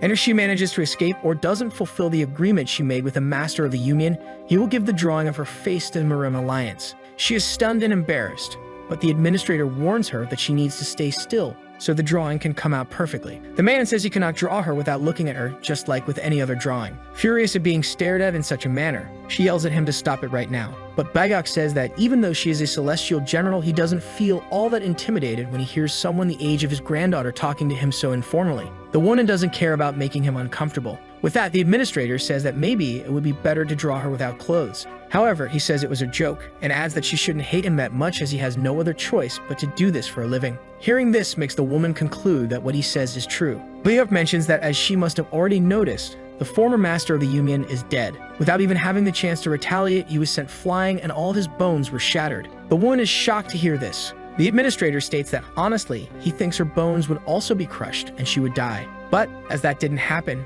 she should be useful to the current master of the union since he has been kind to her. After that, she changes from an aggressive stance to a calmer one. Bayuk tells her to keep that attitude until he finishes. Shortly after, he finishes drawing her face. He hands his work to the master and asks what he thinks. The protagonist replies that this is a perfect portrait and says that he has successfully completed the task. Jaha tells the servant that in case the woman decides to take revenge, he should make copies of her portrait and send them not only to the Murim Alliance but also to everyone looking for a thief. This will naturally make a bounty appear for her head. Bayuk confirms that he will follow his master's order. After that, he leaves the room, leaving the two alone. The woman asks the protagonist who he really is. He says that she finally realized he wasn't the same rabbit as before. Angry, she says he can't hide behind a mask and be rude to the disciples of the great Rakshasa, saying that he won't withstand the wrath of her master. But the protagonist tells the monkey's sister that he wouldn't do something like that if he was afraid of anything. She tells him not to call her sister. But after the protagonist calls her in a more vulgar manner, she retracts and says he can call her like before.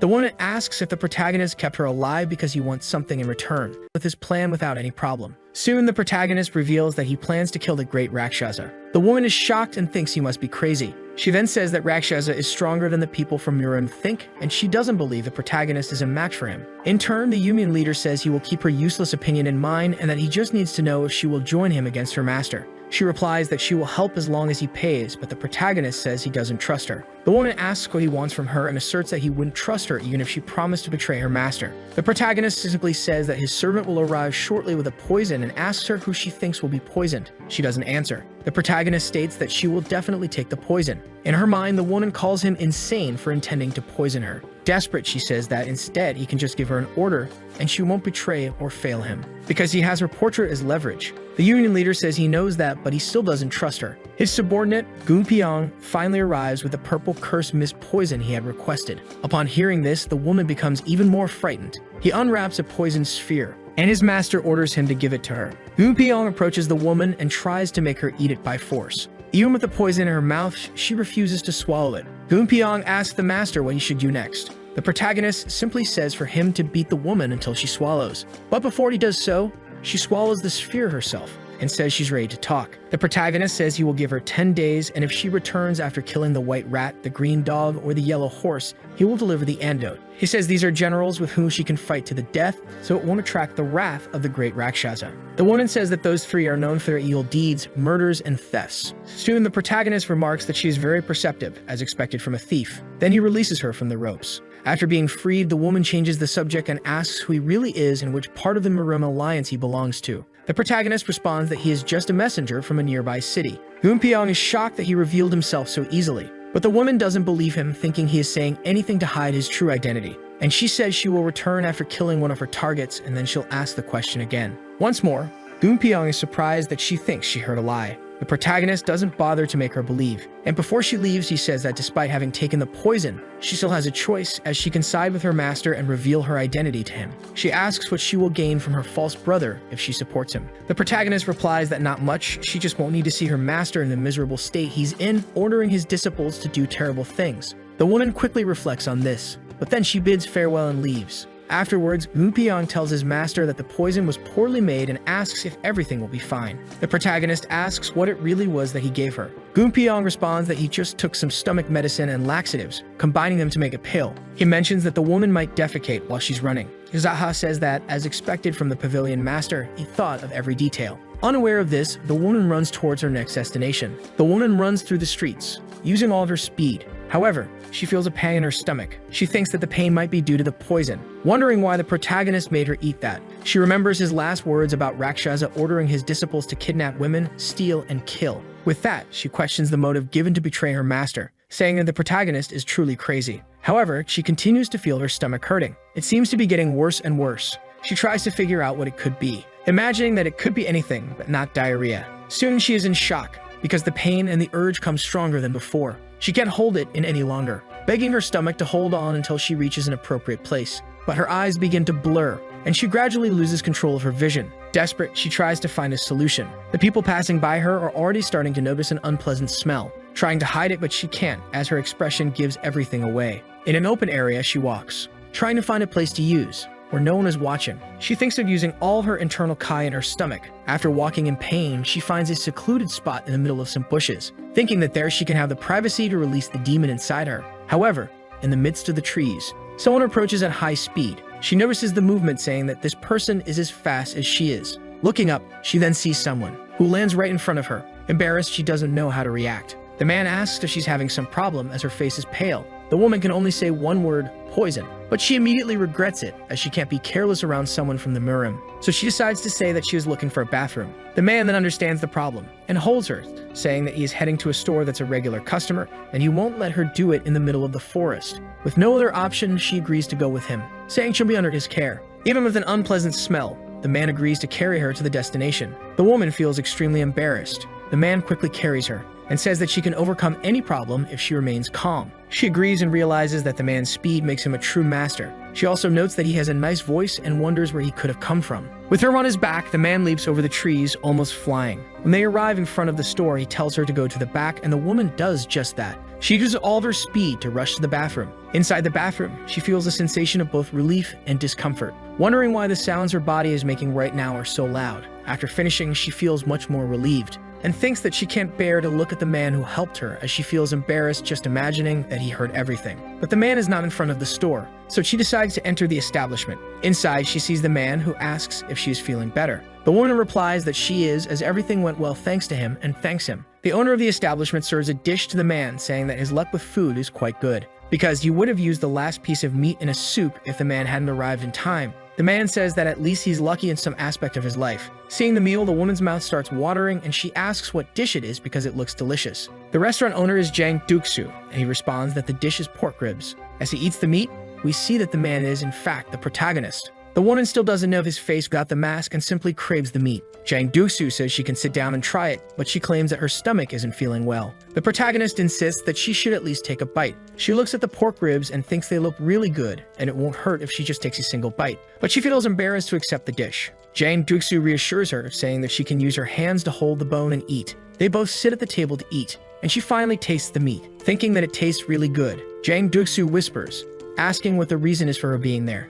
Jaha simply replies that she is his sister. Hearing this, she is shocked and immediately recognizes his voice. Remembering everything that happened before, she becomes angry for having been deceived. But as she stares at him, sarcastically, the protagonist asks if he is really that handsome. Furious, she thinks that she was poisoned by the same guy who saw her in an embarrassing situation. Her sudden outburst of anger causes her to faint, falling onto the ground right afterward. Zaha comments that it's rude for her to faint in the presence of her own brother. Or maybe it was because she liked the food so much. While a woman remains unconscious, a protagonist continues eating. Jang Duksu asks if he really became the master of the Black Rabbit Union. He responds affirmatively. He adds that the woman is one of the 12 celestial generals, the Red Monkey. With this reply, Jang Duksu understands why the protagonist called her his sister, mentioning that she is also very beautiful. Zaha asks if he fell in love with her. Embarrassed, Jang Duksu denies it. Then the protagonist tells him to simply ignore her. He asks the woman if she can stay lying there when she has only 10 days left. The woman quickly gets up and says no, affirming that she will complete the task within the deadline. She thanks the restaurant owner for the food. Jang Duksu is pleased and tells her to come back anytime. Shortly after, the woman says goodbye. But after leaving, she becomes very irritated. And as she looks back, she sees the protagonist making a gesture, saying that in 10 days she will die. With that, she becomes even more frightened and runs away as fast as she can. The protagonist decides to leave as well. Jang Duksu asks why the rush, and Zaha replies that he's just going for a walk. Jang Duksu and wishes him a great day. While walking, Zaha thinks that his body feels lighter after training in Kingong after so long, which reminds him of when he joined the Swift Group, the mysterious force that most people in Mirim don't know about. The Swift Group, which only accepts new members who reach the peak of their Kingong, and filled with lunatics who train until they die. They compete against each other using Kingong, regardless of the sect they belong to, all to achieve the title of the fastest under the heavens, the Swift King. Although Zaha managed to enter the group in his past life, he couldn't achieve that title. He hopes to meet the masters of the Swift Group he already knows soon. After walking a bit, he arrives at his inn. Yan Jo-sung greets him cheerfully. He asks if he can speak informally to the protagonist.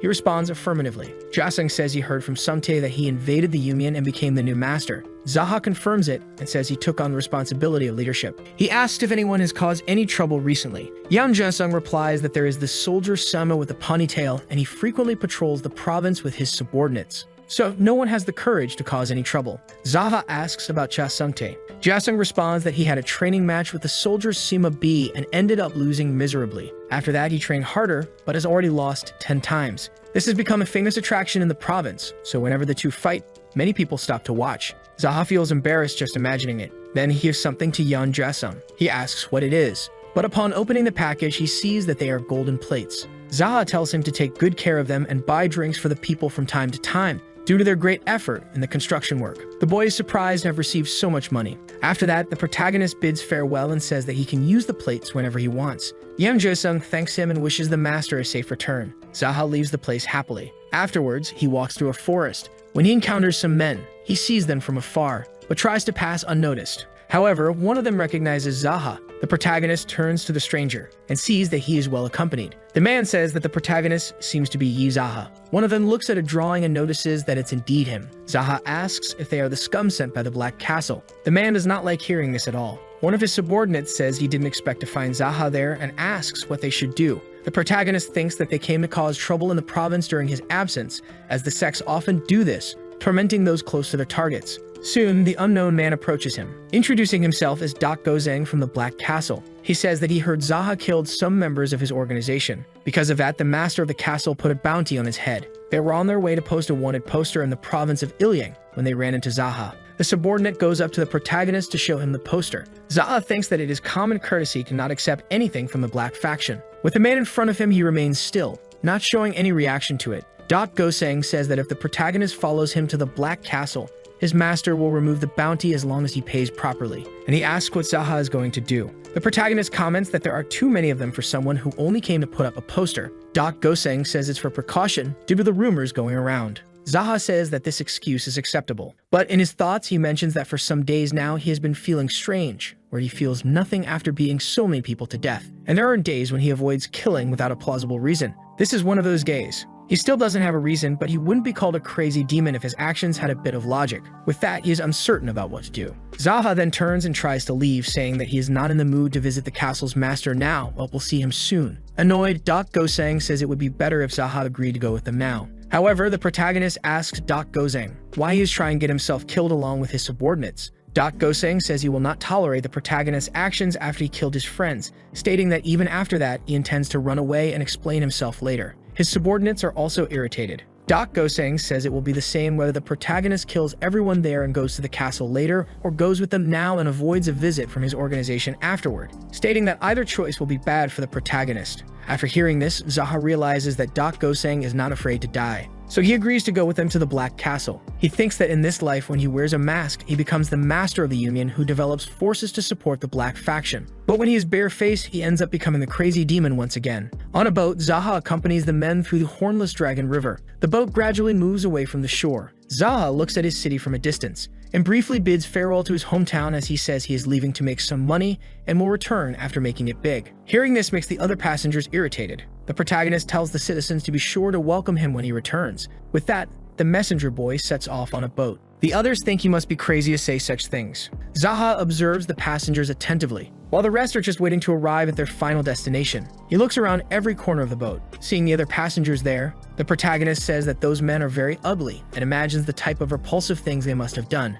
But there is a handsome guy he knows who has committed several repulsive and perverted acts. The demon of two-player games, the left hand of light. With that, he concludes that an ugly face doesn't necessarily relate to ugly actions. However, in any case, he wants to know why the men on the boat are so ugly, and wonders if it's because they've encountered so many ugly things that they ended up that way. Dak Gozeng asks what he means by ugly things. Jaha replies that he's heard that the Black Pearl Fortress is involved in slave auctions. One of the men tells him to stop talking and just shut up. However, the protagonist insults him and says he's not done talking, also affirming that if the man wants his daily bread, he should work for it and not be complicit in the selling of people. The man says that besides earning his daily bread, he also works to buy slaves. That's how he thinks. Soon, everyone bursts out laughing at what he said. Angry, Dak Gozeng tells everyone to shut up before they get killed. Then everyone decides to obey the order. Dak Gozeng thinks that the men can't read the atmosphere of the protagonist, who is about to fight the master of the fortress right in front of them. Jaha looks at the horizon with disdain, and Dak Gozeng asks if he will let them live.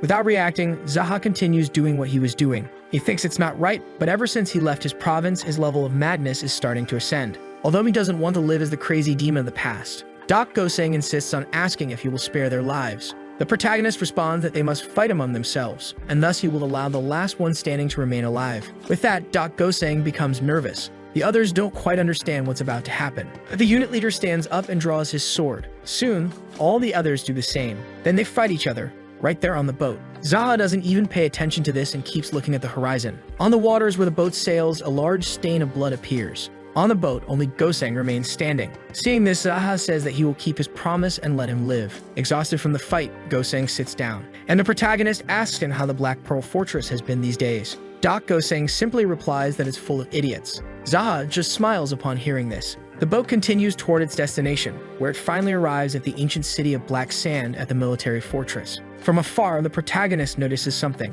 The boat docks at the pier, and some men approach them from a distance. Doc Goseng, furious, tells them to back off because he brought Eli Jaha as per the master's orders. The guards become calmer, and Doc Goseng asks the protagonist to follow him. The two walk inside. Jaha notices that the Black Pearl Fortress has civilians. He thinks it makes sense since some people are dragged there as slaves. Shortly after, they reach their destination. A servant asks what Doc Goseng is doing there, and he replies that he brought Jaha to the master of the fortress. The servant asks who he is. Doc Goseng responds that the protagonist is the man who killed unit leader Y. Now the servant recognizes him. Then they enter the master's hall, surrounded by his subordinates. The protagonist notices that some of them look quite old, and wonders why they are doing such repulsive things since they are too old to even enjoy the money and glory. Doc Goseng introduces himself to the master and says that he has fulfilled the order to bring Jaha. Everyone is surprised by this. The master of the Black Pearl Fortress stares at him. Jaha, in turn, tells one of the old men to get out of his chair so he can sit down.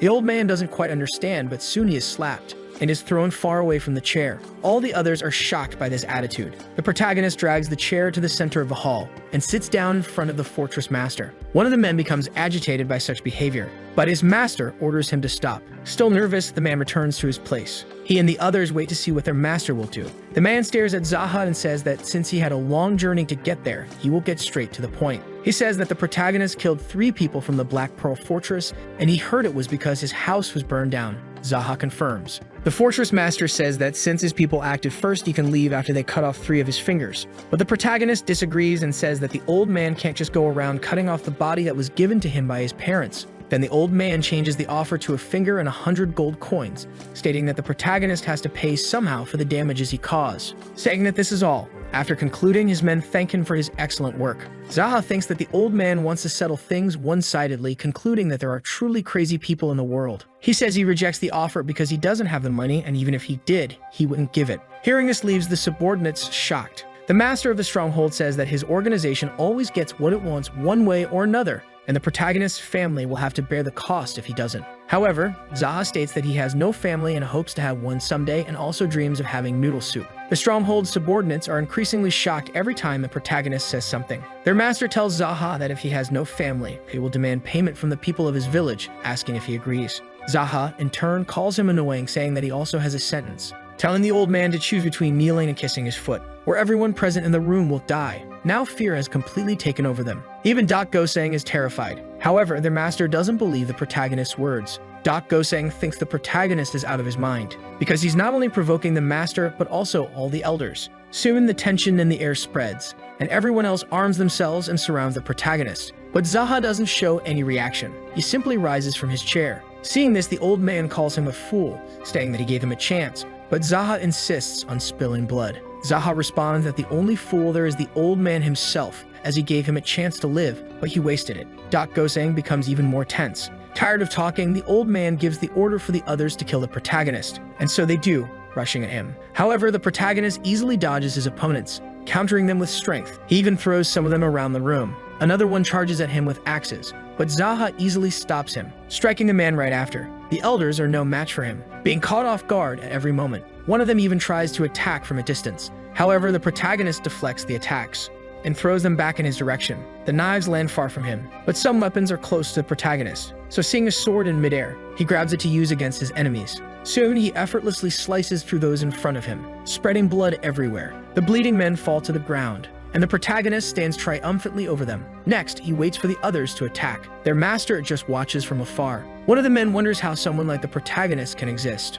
Afraid, they hesitate to attack. Anxious, Doc Goseng awaits the conclusion of the fight. Jaha asks why they are not attacking him, but fear has paralyzed the two. So Jaha decides to approach them. Then he takes the initiative and charges. One of the men even tries to attack him, but is struck immediately after. Another one tries to catch him by surprise. However, the protagonist manages to grab the opponent's sword, throwing him far away afterward. Jaha's foot movements are quick. He turns and already hits another enemy. Some furious remaining ones charge at him. However, Jaha doesn't flinch and waits for them to approach. Then he effortlessly slices through all of them. Both the men and their weapons are cut apart due to the protagonist's strength. Seeing this makes Dak Goseng even more anxious. Their master, however, remains unmoved. His men are dead, lying in pools of blood. The protagonist's sword is the only one standing. Alongside him, who is unscathed even though he's covered in the blood of his enemies. The old man looks at this scene and congratulates the effort of his fallen men. Jaha tells the old man that he should stop being so pompous when all he did was watch his subordinates die while hoping he would get tired. Realizing the protagonist's sharpness, the old man becomes irritated. Then the master draws two swords and launches an attack toward his opponent. Jaha doesn't back down and counters. Their energies clash in midair, creating a large cloud of smoke around them. Immediately after, the old man appears and tries to catch the protagonist off guard. Jaha blocks the enemy's attacks, but the castle's master continues to strike heavily. Even though his attacks are blocked, he doesn't stop. Their swords clash violently. The protagonist hasn't attacked yet and is only defending himself. The smoke generated continues to spread. The furious old man stares at the protagonist, who looks back at him. Then Jaha finally attacks the enemy, creating a great impact with his strength. Dak Goseng is still there, but he can't see anything. Debris is being thrown all directions, along with the smoke, which only increases. The protagonist faces the old man head-on. His sword is blocked by the opponent's two swords, when suddenly, it breaks in half, forcing him to step back. This is not common, surprising the protagonist. Seeing his weapon break somewhat frustrates him, but his opponent, on the other hand, is delighted. He realizes that the protagonist is now unarmed, and tries to use this to his advantage, attacking him right after. However, as he dodges, Jaha resorts to his magical powers, and with his energized hand, he pulls out another sword. Dak Goseng is very surprised to see this. Jaha quickly returns to the fight, saying that he is no longer without a weapon. The old man becomes irritated with him once again, and insists on attacking him relentlessly. Jaha counters the attacks he receives. The two fight fiercely with their swords. The surrounding area is heavily damaged. The power emitted by both is immense. Jaha had never faced an opponent like this before. He notices the old man's strength and thinks that he would be as strong as Dak Goseng if he had trained with the sword for 40 years. Back in the fight, he strikes the old man. At the same time, he defends against his attacks. Both do the same in the battle. However, Jaha, who has been observing the old man all this time, comes to the conclusion that he doesn't seem to be in good condition. Although he is strong, his movements are not sharp. The old man's feet don't move as they should, and his breathing is labored. The two are analyzing each other. The old man glares at the protagonist, and he also watches the old man. In a moment of carelessness, the old man is almost grabbed by Jaha, but he manages to dodge at the last second. Jaha pursues him, not letting him get away,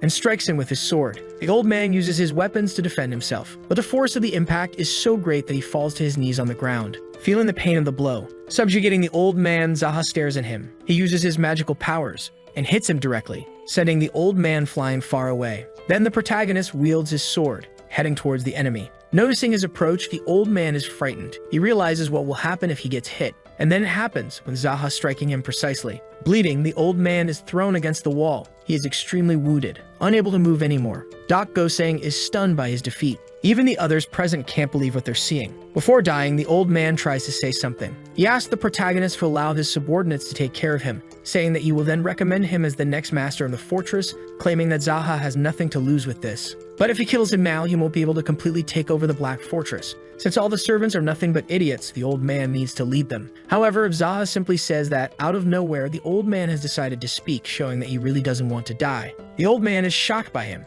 Jaha states that the old man has lived well until now and earned a lot of money by kidnapping and selling people, making their lives a true hell. Not to mention killing countless innocents who begged for their lives just like he's doing now. The protagonist extends his energized hand, saying that trash like the old man should die for the good of everyone. Seeing his death approaching, the old man falls into despair. After that, only spilled blood casts a shadow over the old man. Dak Goseng is shocked to witness this. His former master was completely destroyed. Jaha looks at the remaining people, who are also in shock at the death of their leader. Dak Goseng says that now Jaha should become the next master of the fortress. The protagonist asks him to come closer. Dak Goseng complies with the request.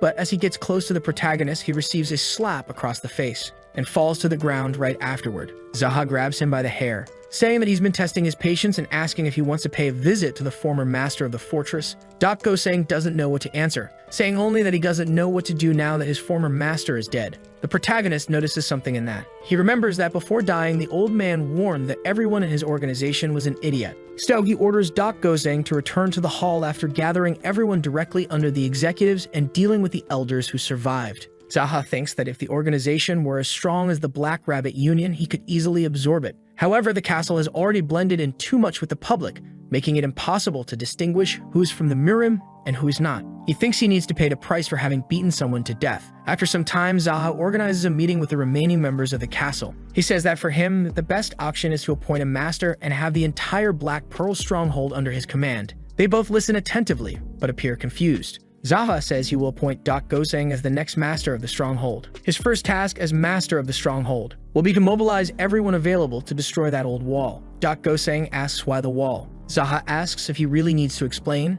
Everyone present affirms that he does. The protagonist says that they may believe that this wall keeps them safe, but is completely useless against the martial masters of Jianghu, because the fact that the master of the Black Pearl stronghold, the strongest among them, couldn't keep himself alive is proof of this. Now everyone understands what the protagonist is saying. He continues by stating that also because they are so isolated, they don't communicate with anyone outside the wall, and asks if they don't think they need to understand what he's saying for things to change. In his thoughts, the protagonist wonders if these guys really understood what he meant, but he quickly grows tired of all of this, and says that anyway, they should start by destroying the wall and also go out more, exploring the vast world beyond. The men agree to follow the orders. Jaha says that when he comes next time, if he sees that they are still holding slave auctions or collecting gambling debt loans, or if there is anything that stirs his emotions the wrong way, he will first kill Goseng and then continue killing each captain whose face he can remember. Everyone is shocked to hear this. The protagonist says they should send their greetings to the old master of the stronghold when they reach the afterlife. Silence fills the room after he speaks.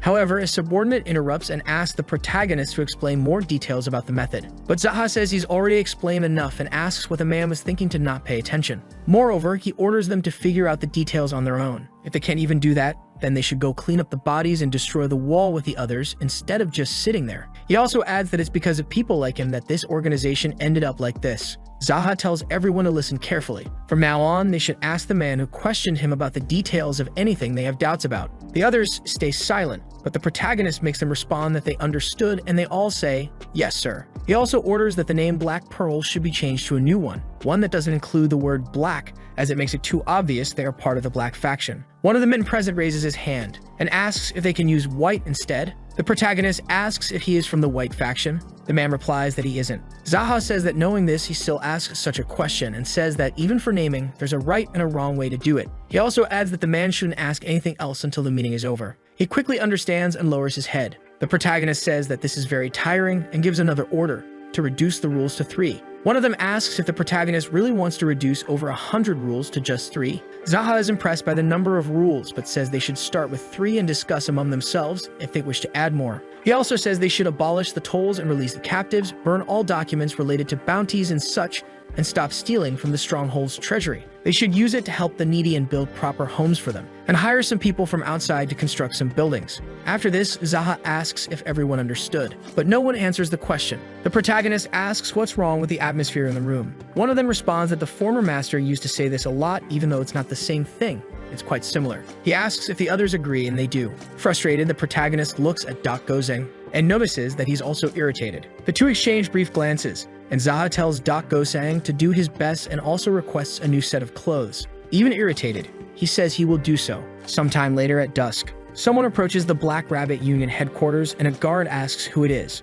The protagonist introduces himself as the master of the union. He quickly recognizes his leader and says to him, "Welcome back." Jaha asks why it is so quiet there, wondering if they have slacked off in training during his absence. His administrator welcomes him back. The protagonist asks why no one is training. Bayek replies that it's not the case, but the Golden Boar is there. Jaha confirms it's the same one among the 20 celestial generals. His servant says yes. As they walk, he mentions that according to the Conquest collection, No one knows if the Golden Boar earned his title due to his gluttony or if it's the other way around. His martial skill is ranked between the 7th and 8th level, and it is known that he became a disciple of the great Rakshasa due to his physical strength and body condition. It was assumed that he is a young master from a wealthy merchant group and offers a lot of money to his teacher. After hearing this information, Jaha arrives at the room where the guest is. The Golden Boar is already serving himself. When he notices the presence of the local master, he looks at the protagonist, realizing that he is not the former master. Immediately, he asks Jaha to serve him some water, and Jaha just stares at him with a look of disdain.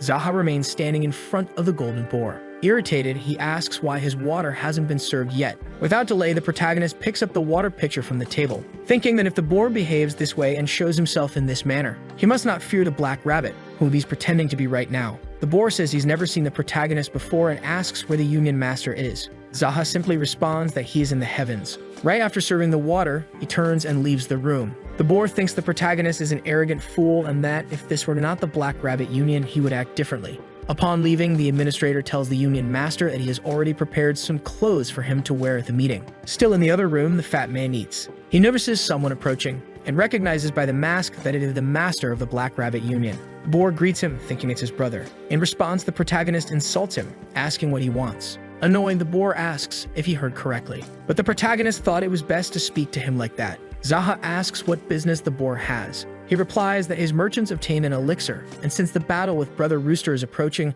he wants to offer it for a good price. The protagonist asks what kind of elixir it is. The boar replies that it's made from an herb called white herb, around 300 to 400 years old. Jaha asks what price the boar wants. He responds that Brother Rabbit is a reliable buyer, so he's offering it for 50 bars of gold and adds 10 boxes of common white flame herbs. The protagonist tells him to just bring everything. Upon hearing this, the boar says he made a great decision, although he apologizes for saying so as he planned to make the same offer to Brother Rooster if he couldn't sell it. Jaha thinks that the boar switches sides depending on convenience, reminding him that relationships there are truly poor. He also thinks that the more useful an elixir is, the more expensive it becomes. That's why he agreed to the requested amount. From now on, he will remove Iliang's assets in the Union from his mind, resolving that he won't spend more money, even if he has it. His mind is at ease with this. Later, the boar returns with the goods. The protagonist checks the roots he brought. Upon opening the boxes, the boar claims that it's difficult to find elixirs like these and equally hard to store them, so the protagonist should use them as soon as possible.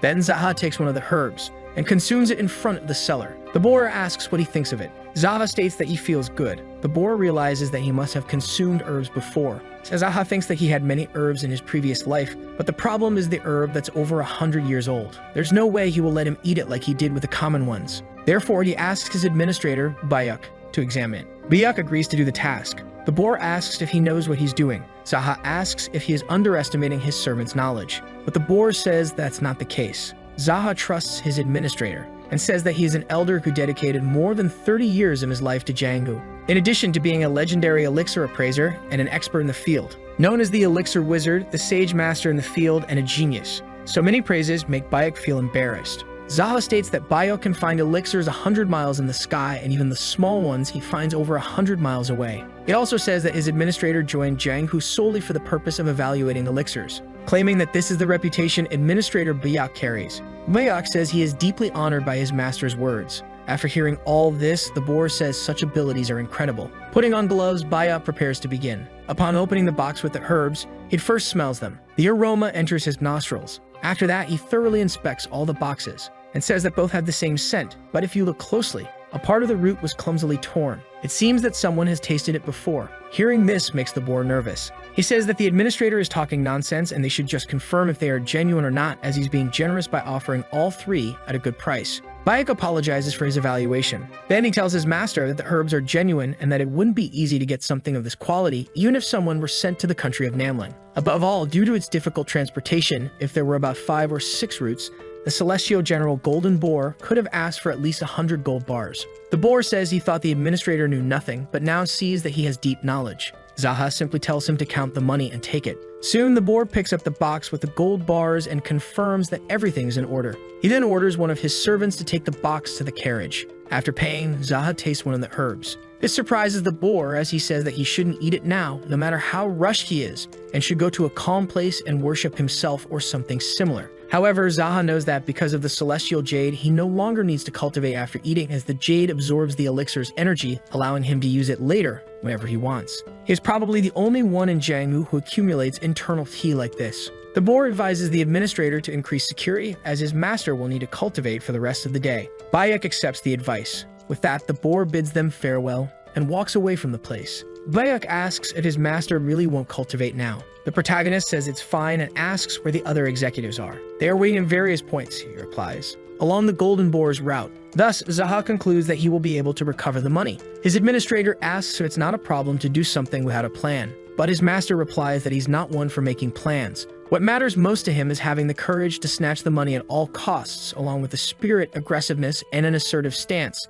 These words inspire the administrator. He tells his master that he will keep that in mind. Zada thinks to himself that Brother Boar should wait, as he is going to meet him. Bayek asks why his master is trying to attack the Golden Boar. He responds that there are several reasons. First, he took his money. Then he was arrogant and asked him to fetch water when he was without his mask. Besides not having paid for the food, the administrator says he ate only high-quality dishes. Zava says the boar is also rude to his sect brother, and in any case, there are plenty of reasons to attack him. Thus, the administrator understands, realizing what his master really thinks. Outside, horses run, pulling the Golden Boar's carriage. Inside, his servant thanks his master and says everything is going according to plan. He mentions that they have already sold 3 of the roots to the Black Rabbit and can sell 4 more to White Gao. The boar says that if he does that, he will be able to raise the stakes and take everything for himself, and the rabbit will even know why he lost to his opponent. But the carriage suddenly stops, interrupting their conversation. Due to its high speed, the cart skids on the ground, causing the boar to hit his head and get hurt. He asks what's going on. The man driving responds that a carriage that stopped to change its wheels is blocking the road. A servant steps out to check the situation, and the boar says they should have stopped the carriage at the roadside if they wanted to change the wheels. Some men from the other carriage argue with the boar's driver, saying that they didn't block the road on purpose.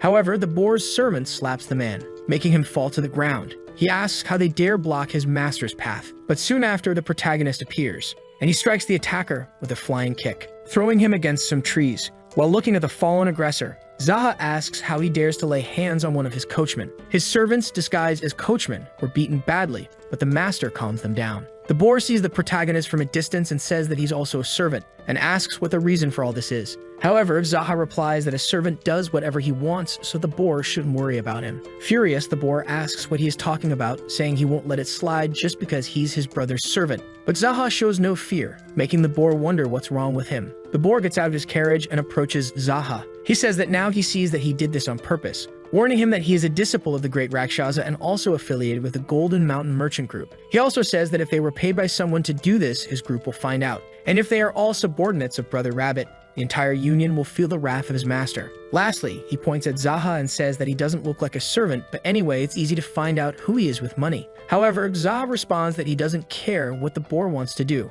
This makes him even angrier. So the boar decides to attack, and using his abilities, he charges at the protagonist, who also uses his abilities to defend himself. The two end up clashing, making the boar realize that his opponent is strong as well. Jaha, in turn, concentrates his strength to contain the enemy's power. The boar calls the protagonist a fool for facing him because he is the one who consumed various elixirs using his group's fortune, turning this into an internal ki battle. If it's a ki battle, even if it's against any disciple of Rakshasa, he's sure that he won't lose. However, the boar notices something strange. The protagonist is not only resisting, but is also using the Celestial Jade ability, siphoning the opponent's energy, absorbing everything into his body. The boar notices this and doesn't understand how the adversary is doing it. He tries to pull away, but it's already too late. With his energized hand, the protagonist grabbed him. The force is so strong that the boar's mask splits in half. He realizes that he's in a situation he can't escape from. Jaha concludes that the jade absorbs the opponent's internal ki more ruthlessly than he imagined. The boar tries to resist, but at this point he can't. Jaha thinks that if he stops this abruptly, he might receive internal injuries from the boar's palm strike. But if he doesn't stop at the right moment, the boar might die. This won't hinder him as long as he defeats all 12 celestial generals, something he would do anyway.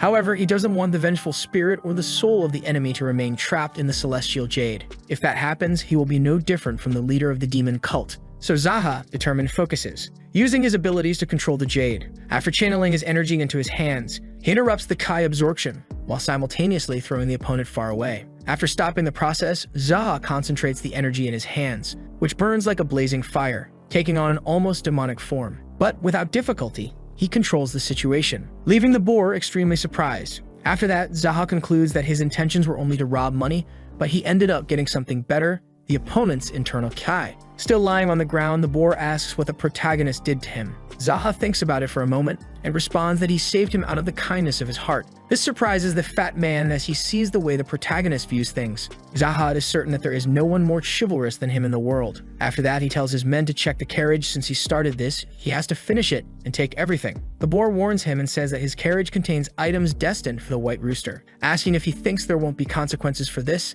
but Jaha agrees. He's not afraid of that and states that his men have taken everything. They find the box that contains the 100-year-old herb. Soon the master orders his men to bring it to him, even as the boar tells him not to take it. One of the men places the box in front of him, and Jaha opens it carefully. Inside, there are the mentioned herbs. Jaha says that the boar's business methods are unpleasant, as he sold 3 roots to the black rabbit and kept 4 for the white rooster. Caught red-handed, the boar doesn't respond at all. The protagonist says that he bets on martial arts fights and manipulates the results, using this chance to take down the black rabbit. The boar asks if he has any proof, but Jaha says he doesn't need one. And insulting the boar, he slaps him for his arrogance. He says that if the black rabbit finds out, they will gather all their subordinates and attack the boar's merchant group. However, the boar claims that his master wouldn't let this happen. But Jaha corrects him, saying that Rakshasa would let it happen, and asks if the boar wants to know why. One of his men raises his hand to answer the question, and the master permits him. The man says that Rakshasa would let it pass if they gave him about half of the merchant group's fortune. Jaha says that's the correct answer. Thus, the boar cannot argue. The protagonist asks if he should report this to the Union or directly to Rakshasa himself. His men respond that it doesn't matter, suggesting they could inform both. But Jaha says that would be boring, as he's doing this to enjoy life, so doing that wouldn't be pleasant. His men understand what he means. He then asks the boar what his choice is. Confused, he doesn't respond immediately. The protagonist urges him, saying he doesn't have all day, demanding an answer right away. The boar asks what he wants, because if he held a grudge against him, he would already be dead, and offers money in exchange for his life. But their conversation is interrupted. The red monkey woman announces her return. The boar asks what she's doing there. She sees him and asks if he also got caught. The woman presents a mask to the protagonist, saying she failed her surprise attack, but fought against the general and the ranks have shifted, as now he's in the celestial rank. Jaha takes the mask and says she did a good job. She asks if the protagonist will now have mercy on his sister and give her the antidote for the poison. Seeing all of this, the golden boar wonders how the two can be siblings. The woman says she can't fight properly because she has to go to the bathroom all the time, as her diarrhea never stops. The boar wonders why she's suddenly talking about this. Jaha states that he will fulfill his promise. The fat man asks who the two of them are. Hearing this surprises both of them. The woman steps forward and slaps him across the face. One slap wasn't enough, and she continues until he falls to the ground. She asks how the fat man dares to show such disrespect to her brother. The boar still doesn't understand that they're siblings. Jaha, in turn, thanks her for her actions. He tells his servants to load all the boxes back onto the boar's carriage and clean up the mess. After that, they should take the unconscious guy and release him later. The protagonist tells the boar to call his coachman, as they have a place to go. He hesitates to carry out such a task, and Jaha merely looks at his sister. The woman says that the pig shouldn't question her brother. Afraid, the boar doesn't react. Immediately, the woman slaps him again. Outraged, the fat man asks why. Jaha says that siblings shouldn't fight so much. The woman agrees and says she'll keep that in mind. Then Jaha puts on the mask that his sister brought. Now he intends to use the dog mask for the next mission. Seeing this, the fat man doesn't quite understand, but the woman simply greets him as brother dog. The protagonist likes the fact that she's quick-witted. Seeing that the boar didn't do the same, the woman stared at him. Scared, the boar repeats the greeting. With his new persona, Jaha tells him to be at ease. Both respond, yes sir. Even though confused, the boar decides to follow suit to avoid getting hit again by the woman. The three of them board the boar's carriage. He still has doubts about the protagonist, and wonders how his abilities can be so powerful. But not only that, he also questions why the red monkey, who until now was loyal to Rakshasa, is acting like this. The protagonist interrupts the boar's thoughts, calling his attention, saying that he's thinking too loudly, and just because he's smart doesn't mean he can understand everything in the world. The boar says he understands and will stop thinking and empty his mind. The woman didn't even have to hit him this time. Shortly afterward, they arrive at Moyan Clinic. Some men take the boar inside. A nurse asks what happened and orders them to take the boar inside. His aides comply with the order. The protagonist stares at the man for a brief moment. His current appearance is handsome and healthy, but in his memories from his past life, the protagonist identifies him as the poison demon Moingbake, the man who once saved him from Kai deviation. Moingbake lost his entire family due to a conflict with the great Rakshasa. How terrifying must it be for someone who only saved lives to become so resentful? The man who proved to be the poison demon grew stronger thanks to his knowledge of the body and medicine, and began researching poisons when that wasn't enough. After a constant cycle of self-poisoning and treatment, the doctor, who had become a completely different person, killed the great Rakshasa. He didn't even let his disciples escape. Even the celestial generals who abandoned their identities to live peacefully were found by him. Jaha met him after he killed Rakshasa, and he not only hated the members of Janghu, but he also despised all humans in general, to the point where the protagonist made a vow to never save a person again. He treated countless patients, but none of them helped him while he was going mad due to their fear of the great Rakshasa. Rakshasa and his disciples had once been patients of the doctor. Because of this, Moingbake began to resent humans and sank deeper and deeper into Janghu. The reason why Jaha is grateful to the doctor is because he broke his vow to never save another person to help him with the Kai deviation. The man who was slowly going insane may have sympathized with the protagonist as he had gone mad long before. Jaha supposes that one could say it's a form of sympathy that only the insane share, and even the doctor once had a time when he was a normal person. Back in the present, Jaha calls for the monkey sister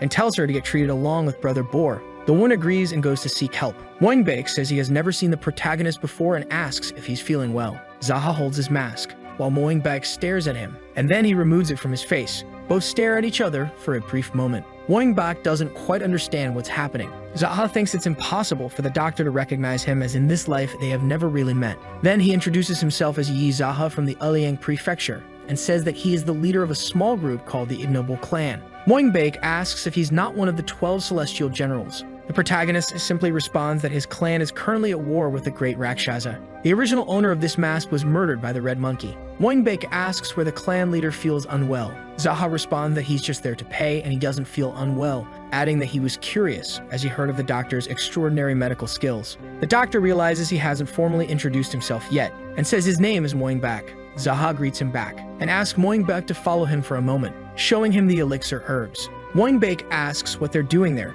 Jaha asks him to evaluate them. The doctor says that, considering the thickness of the roots and the number of branches, it's at least a 100-year-old white flame herb. Jaha asks if it's over 300 years old, but the doctor says that's a bit an exaggeration. They are quite expensive, so anything they can find is transported to the Central Plains, as they are rare these days. The protagonist says he knew the boar had lied about the age of the herbs. Then he tells the doctor that he consumed 3 of the herbs, and the doctor congratulates him. Moingbake says that, as he must know, because the herb contains a great amount of energy, he should be cautious about the furious disease caused by overconsumption. Jaha says he always feels tired, so it's alright in that regard. The doctor understands and warns that if he has a tendency to feel tired, he should take special care. He says that he's venting his anger properly, so the doctor asks how exactly he's doing that. Moingbake assures him that he has a medical obligation to keep the clinical details of his patients confidential, so Jaha can be honest. Then the protagonist says that his house recently burned down. It also served as an inn, and he was boiling with rage over the loss. Moingbake agrees that this is indeed something infuriating.